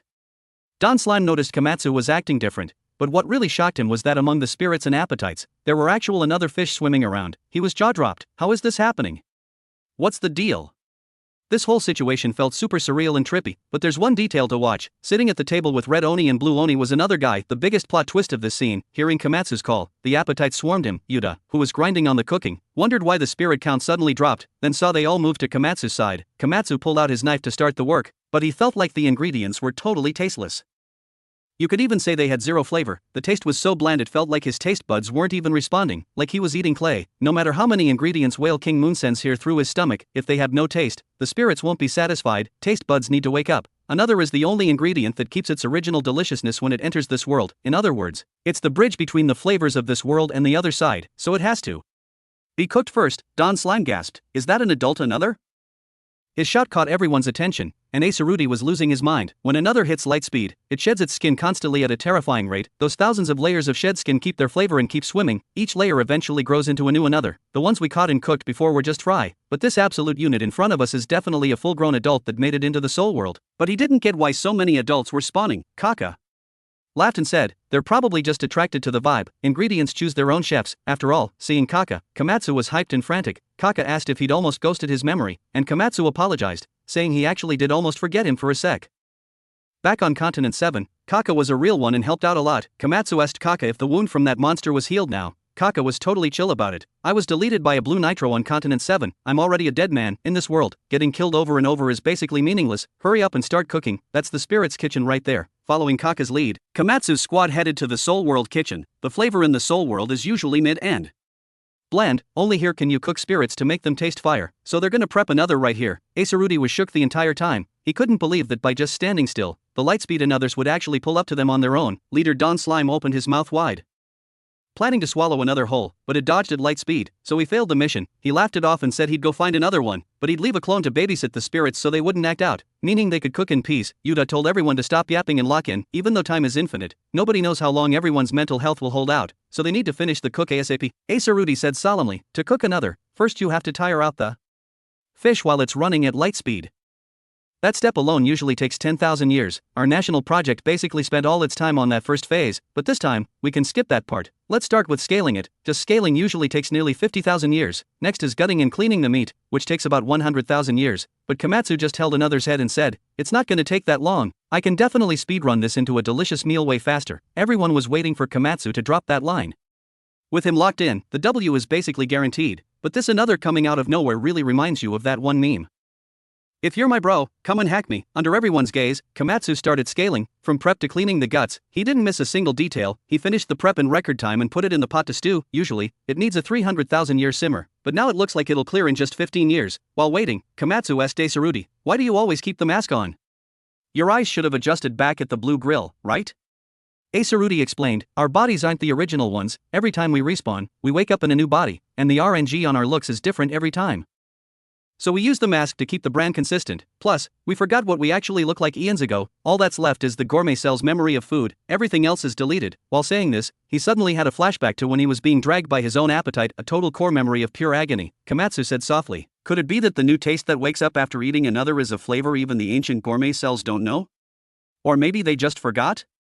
He guessed another might be the key to waking up the forgotten flavors of the cells. If they eat another and get that new taste, maybe they'll remember something. That way, these spirits with the perma-sad faces might actually remember how to smile again. That kind of big brain empathy made Acerudi finally realize why another chose Komatsu. If it could actually wake up memories like a miracle, that would be peak. Komatsu turned around and said happily, another definitely told us the recipe for this reason, to let everyone taste the real flavor of another. Let's give it our all. With an overpowered speed, Komatsu cooked the another that usually requires a 600,000 year grind. He simplified the whole process, and the speedrun didn't even surprise Yuta. That's just Komatsu's signature move. But unlike other special ingredients, the longest part of this one is just the wait, and Komatsu couldn't skip that timer. Even if time doesn't pass in the Soul World, the perceived time is a literal nightmare. While waiting, everyone was visibly hitting their limit, just as their mental was about to break. The image of Komatsu focused on the cooking, along with another person's silhouette appeared before them. Everyone's eyes went wide. That person was, when the perceived time hit 65 years, Komatsu finally finished the another cook. Basically, it usually takes 600,000 years, but Komatsu used his talent and skill to crush it down to 60 years. Right then, the another on the plate suddenly came to life, swimming out in clusters, and the numbers just kept growing, erupting from the dish. Acerudi felt a vibe he'd never felt before. Memories started loading in his head, where he used to only hear screams. He could now clearly see the silhouettes of people. In Acacia's full course, the dish known as another is truly something unreal. With just one bite, memories that have been deleted for ages suddenly make a U-turn and come flooding back. After tasting it, the chef Acerudi sees a vision of a woman crying out his name in heartbreak. Turns out, back in the day, his foodie obsession led him astray, causing him to abandon his loved one, but that shock is nothing compared to the fact that the kitchen is about to explode. This another dish is wild. It starts gushing out of the plate like a broken dam. The kitchen gets wrecked as a dragon of pure flavor soars out, sending the whole squad into a total panic. The delicious aroma spreads throughout the Soul World, and any soul that catches a whiff instantly flashes a satisfied smile before logging out for good. They probably all got a one-way ticket to reincarnation. Komatsu was sweating bullets, using every bit of strength to hug the plate so the essence doesn't blow away. Things outside are even more intense as the expanding flavor aura is about to blow the Soul World apart. Nobody has time for small talk. They're just screaming at everyone to run because the Soul Gate is reaching its limit. In the heat of the moment, Condor looks around for Boss Dawn, but honestly, at this level, survival is the priority. In the distance, a confused octopus guy gets blown away by the flavor wave in a heartbeat. Gigi and Rin scramble to get everyone's physical bodies out of there just before the exit gate collapses into ruins. Right as they finish clearing out, the Soul Gate comes crashing down with a massive thud. Komatsu's group gets launched into the air, and Komatsu screams with excitement, everyone, the another dish is officially finished. Rin, watching from the sidelines, can't believe her ears and is just left standing there with her jaw on the floor. Madame Chio slowly wakes up to the extreme concern of Master Chin Chin. He wonders how long the group actually spent time traveling in that soul realm, since everyone looks completely drained and lacks any life energy.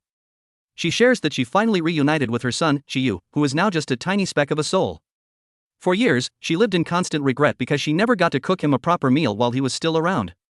Chiyu's soul blows as if to say, "Mom, I'm full now.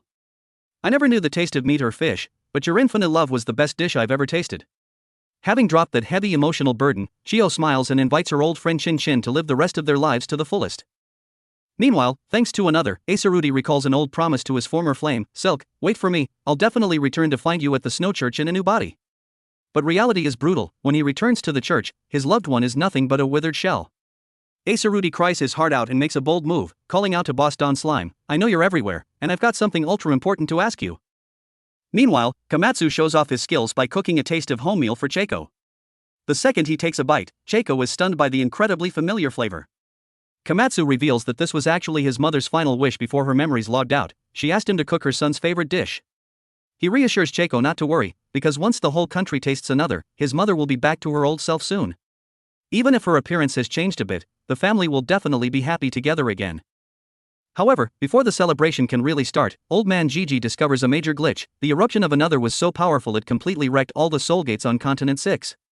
Gigi explains that since this path was opened by another, it was only natural that the dish itself would be the one to close it.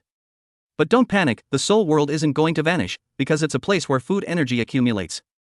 As long as living beings still have an appetite, it will exist forever. That's when Rin starts panicking because Boss Dawn is nowhere to be found. Gigi calms her down, explaining that the boss can transform into anything from living creatures to plants, and it's not just a skin change, he transforms all the way down to the cellular level.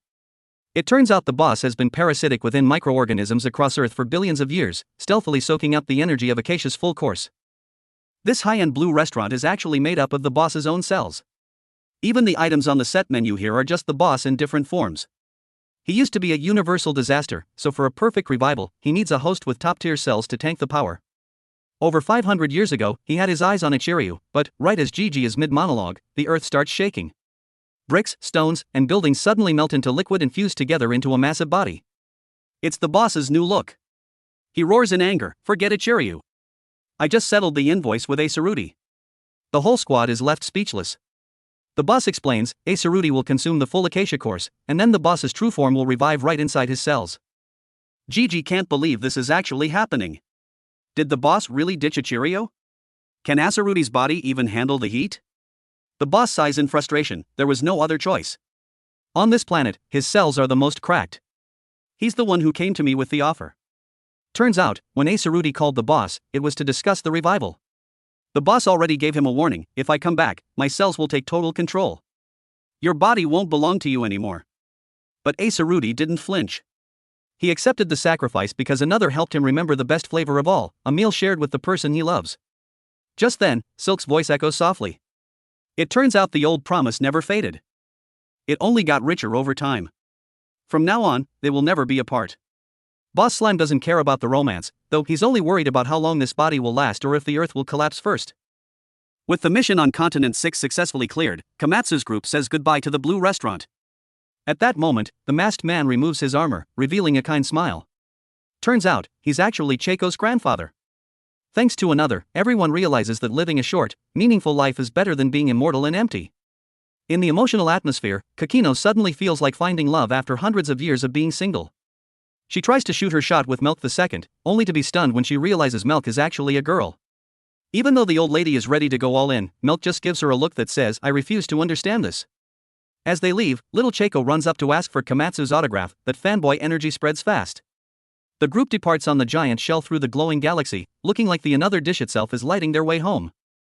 After leaving, Boss Don kicks off a new journey with a foodie appetite that is absolutely terrifying. No matter how much Komatsu cooks, the boss inhales it all while screaming, "More." This is what real fresh food tastes like. Keep the dishes coming, don't you dare stop. Seeing the boss eat like he's been starving for eons, Old Man Gigi explains it's because he's been in hibernation for billions of years. However, Acerudi's body is struggling to tank the boss's broken power for long, especially since the amount of Acacia's full course they've consumed isn't quite high tier enough yet. Komatsu wonders, why don't you just create a clone and jump into that instead? Gigi tells him he's still a noob. Gourmet cells are ultra selfish by nature. One cell can't house two demons. If you try, they'll just rip each other apart and blow up. But Dawn is a total glitch in the system because the demon already inside Asaruti was originally a fragment of the boss himself. In fact, most citizens at the Blue Restaurant have been parasitized by the boss for a long time. That's why the entire nation worships him like a king. Back when the boss's main form was vacationing inside Old Man Ichiria's cells, his other clones were stealthily monitoring the citizens to see if anyone dared to sneak a bite of the national full course. After Ichiria logged out, the boss gathered all the energy from his scattered clones and concentrated it into Asaruti to pull off this high-stakes revival. Talk about a big boss, making the impossible look like a pro move. While Komatsu was still loading all this info, other members like Warden Love and Rala have safely returned to their OG bodies. Rala decides to stay at the Blue Restaurant to see if she can mod the giant shell into a spaceship. She drops a chilling warning: there's only 1 week left until the God cooking eclipse, which is exactly when the Earth is scheduled to go boom. Hearing this, Komatsu feels like he's about to faint and double faint because the timer is almost at 0. Boss Dawn also gets unusually serious. He remembers that right before his revival, something truly horror tier drifted into the soul world after being swallowed by the demon moon. It's clear the Neo faction has started their play. They need to shut down Acacia before the dish god spawns. But right in the heat of the moment, Komatsu looks at himself and panics. Hello? Why is my skin all wrinkled? I look like an 80-year-old man. Matches the one with the biggest downgrade, losing all his mafia boss aura. Gigi explains this is the body's reaction to suddenly returning to reality after a long stint in the soul realm. In the human world, only 3 weeks have passed, so they just need to wait another 3 weeks to recover their stats. Komatsu is the saltiest because his nose suddenly U-turned back to its Season 1 version. All that graphic upgrade progress vanished into thin air. Finally, the group reaches the surface. Even though less than a month passed in reality, for them, it felt like decades of memories. Komatsu immediately video calls Toriko to vent about the journey, while Rin screams for her boyfriend. Toriko is speechless. Your flashback is longer than a soap opera. Stop yapping and get over here fast, the Earth is literally falling apart. Right now, the world is in total chaos. Boss Don slime is steamrolling through everywhere he goes. Elsewhere, Old Man Jiro is looking at some nitros with an extremely affectionate gaze. The bloodlust on both sides is tense as a wire. The clash between Midora and Joie has also reached its endgame. All of Joie's backup lives have been wiped out, and now he's down to his last stand. Midora remains cold. Is that all? Next time, I'm taking your main account. Joie is starting to shake. It looks like picking a fight with Midora was a total L. With only 1 week until God appears, the whole world is hungry, but the countdown to doomsday has begun. On Continent 8, Acacia's demon tries to flex on the Monkey King Heracles by enlarging its body. But it backfires by turning itself into a giant target. The Monkey King just sneezes, and the pressure blows everything away, creating a terrifying vacuum zone. Luckily, the king didn't sneeze directly at the ground, or the planet would have logged out early. On Continent 7, the Monkey King Bambina is busy trading blows and dancing with a monster. While slapping Acacia's demon, the king starts grooving because he's having too much fun. The opponent gets wrecked by Bambina until he's barely recognizable. Seeing the opponent hit 0% battery, the king actually starts crying like, "Don't go, stay, and play some more." Truly a top-tier party animal. Zong and his 2 disciples watch the circus from afar. The disciples urge him to run, and Zong gloats, "The stars have aligned, let's dip." But right then, the ground explodes. Something is charging up from below. A storm even more terrifying than a tornado starts sweeping through, and it's nothing other than the breath of the Monkey King blowing in all the way from Continent 8. It's unbelievable that a sneeze has the power to pierce through 2 continents. Bambina gets swept up by the wind, but instead of being scared, the king laughs with joy. He finally found someone high-spec enough to play with him. On Continent 5, on the massive back of the Deer King, lies a gourmet forest filled with beasts with capture levels over 4,000. However, these monsters are no match for Acacia's demon. It inhales hundreds of them in a heartbeat. Just as it starts feeling itself, the demon begins to glitch, losing track of who it is or where it is. Turns out, the Deer King is officially angry. The space the demon is standing in is a time trap created by the Deer King. In just a few seconds, the demon's body rots and withers as if it had been eroded by billions of years of time. Over on Continent 4, the demon is hyped to find a field of sweet nectar. It dives in for a feast, unaware it's walking into a death trap. By the time its body starts melting, it realizes with horror that this isn't nectar, it's the fragrance of the leaf flower. Everything around it consists of ingredients that don't belong on Earth, like Martian goldfish or galactic earth dragons. In its daze, it realizes it's taken a total L. This is the inside of the Snake King's stomach. Once you're in the Snake King's sights, it's a one-way trip to the afterlife. For the first time, a gourmet demon experiences being digested inside the 220,000 km long body of the Snake King. This is its first and last lesson. On Continent 3, the demon tries to fly high to dodge the wings of death of the Crow King. But up high, there's only lethal darkness. It's stunned to see the sun sitting beneath the Crow King's feet. Actually, that's not the real sun, it's a sphere of light spat out by the Crow King, creating a shadow that swallows everything. The demon completely stops thinking, even forgetting its own purpose. A creature that only knew its foodie instincts now can't even remember the definition of hunger before quietly turning into stardust. Meanwhile, on Continent 2, Toriko and Starjun are facing off against the Wolf King. The situation isn't looking good, leaving Starjun sweating bullets, fearing that with the massive scale of battles everywhere, the earth will blow up sooner or later. But Toriko is ultra confident, he believes the other fights are just the pre-show for the side characters. If the dish god actually spawns on this island, then this is the central battlefield. Toriko looks at Starjun and declares firmly, "Just chill. Let me show you what a real fight for the dish god actually looks like."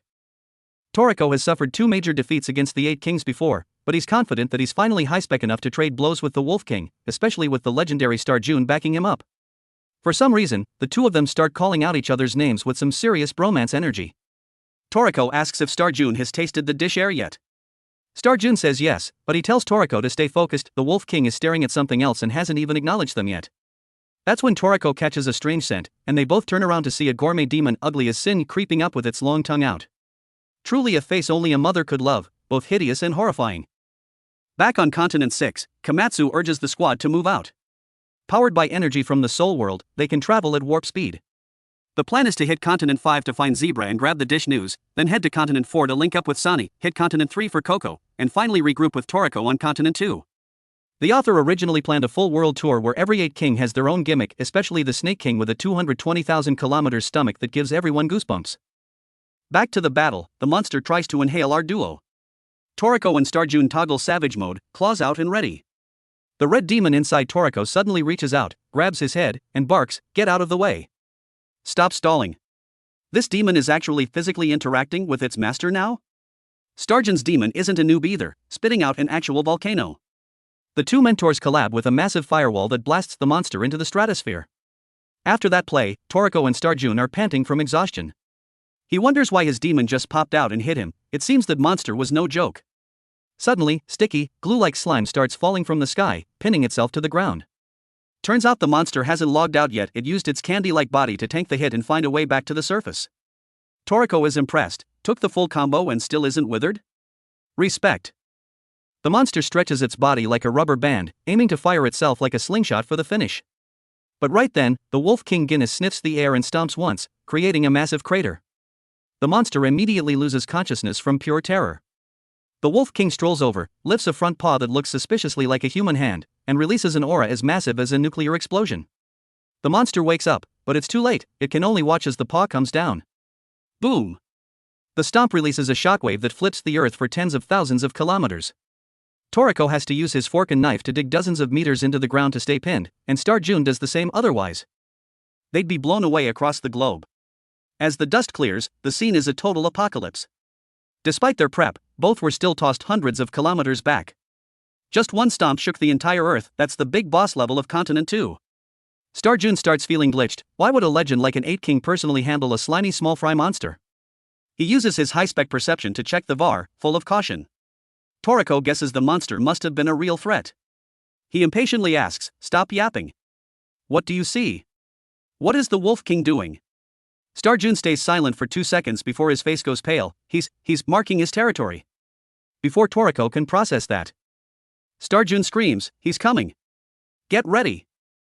The Wolf King's speed is far beyond human reaction. He suddenly spawns right in front of them and takes a light sniff. Toriko is still feeling aggressive, about to talk big, "Marking your territory for the dish god, huh?" But before the words can leave his mouth, thud, his teammate Starjun collapses. Seeing Starjun's hair turn white instantly and his eyes go blank in a frozen state, Toriko screams in panic. Then, the Wolf King takes another sniff. Toriko feels like something is being drained from his body, his hair starts to fade, and his strength vanishes, forcing him to one knee, using one hand to keep from losing consciousness and logging out completely. Turns out, with just one sniff, the Wolf King can download everything: classification, gender, age, habitat, and evolutionary path. Even DNA, food preferences, and info on the gourmet demon in their cells are totally read. Not just organic beings, but inorganic rocks aren't safe either. This sniff sucks out so much info that the target becomes a white, soulless shell. But Toriko isn't a noob. He forces himself up and declares, "Hey, a sense of smell isn't just your special privilege." The red demon inside him laughs, "Ha ha, is it my turn to hit the stage?" He takes a deep breath, the scent of the Demon King, just as cracked as the Wolf King. This sniff is so intense even the Wolf King feels like his soul might vanish. The tension is high as the red demon prepares to strike. Toriko is busy watching the drama when Starjun pulls him back. Turns out that wasn't Toriko's body, it was his soul being sucked out, and luckily Starjun pulled him back to reality. Once awake, the two immediately collab and charge the Wolf King. Toriko roasts him, "This sniff is budget compared to the Monkey King. Since when did the Wolf King become weaker than Heracles?" He flexes his demon arm while Starjun flares up with satanic flames. Both charge, forcing the Wolf King to instinctively dodge. The last time he had to dodge was probably 100 years ago while teaching his rebellious son a lesson. Their slash misses, carving a canyon tens of thousands of kilometers long into the earth. Poor Earth, getting sliced up by top-tier fighters every day. However, the Wolf King does something unexpected, he goes for another bathroom break. But this time Toriko reads the play, the Wolf King is using his fluids to share all the gathered intel with his pack, and that includes every bit of data on Toriko. With 3 gourmet demons inside him, nobody knows what's next, but the Earth is definitely going to be worked and transformed even more. At the Hunger Forest on Continent 5, Boranchi is urging Zebra to retreat fast because the meat dish news is finished. He's worried if they don't dip now, they won't make it out. Zebra says wait, because he smells something massive approaching. They hold their breath as the sound gets closer. It's Yoon the penguin. Seeing him means Komatsu's squad has arrived.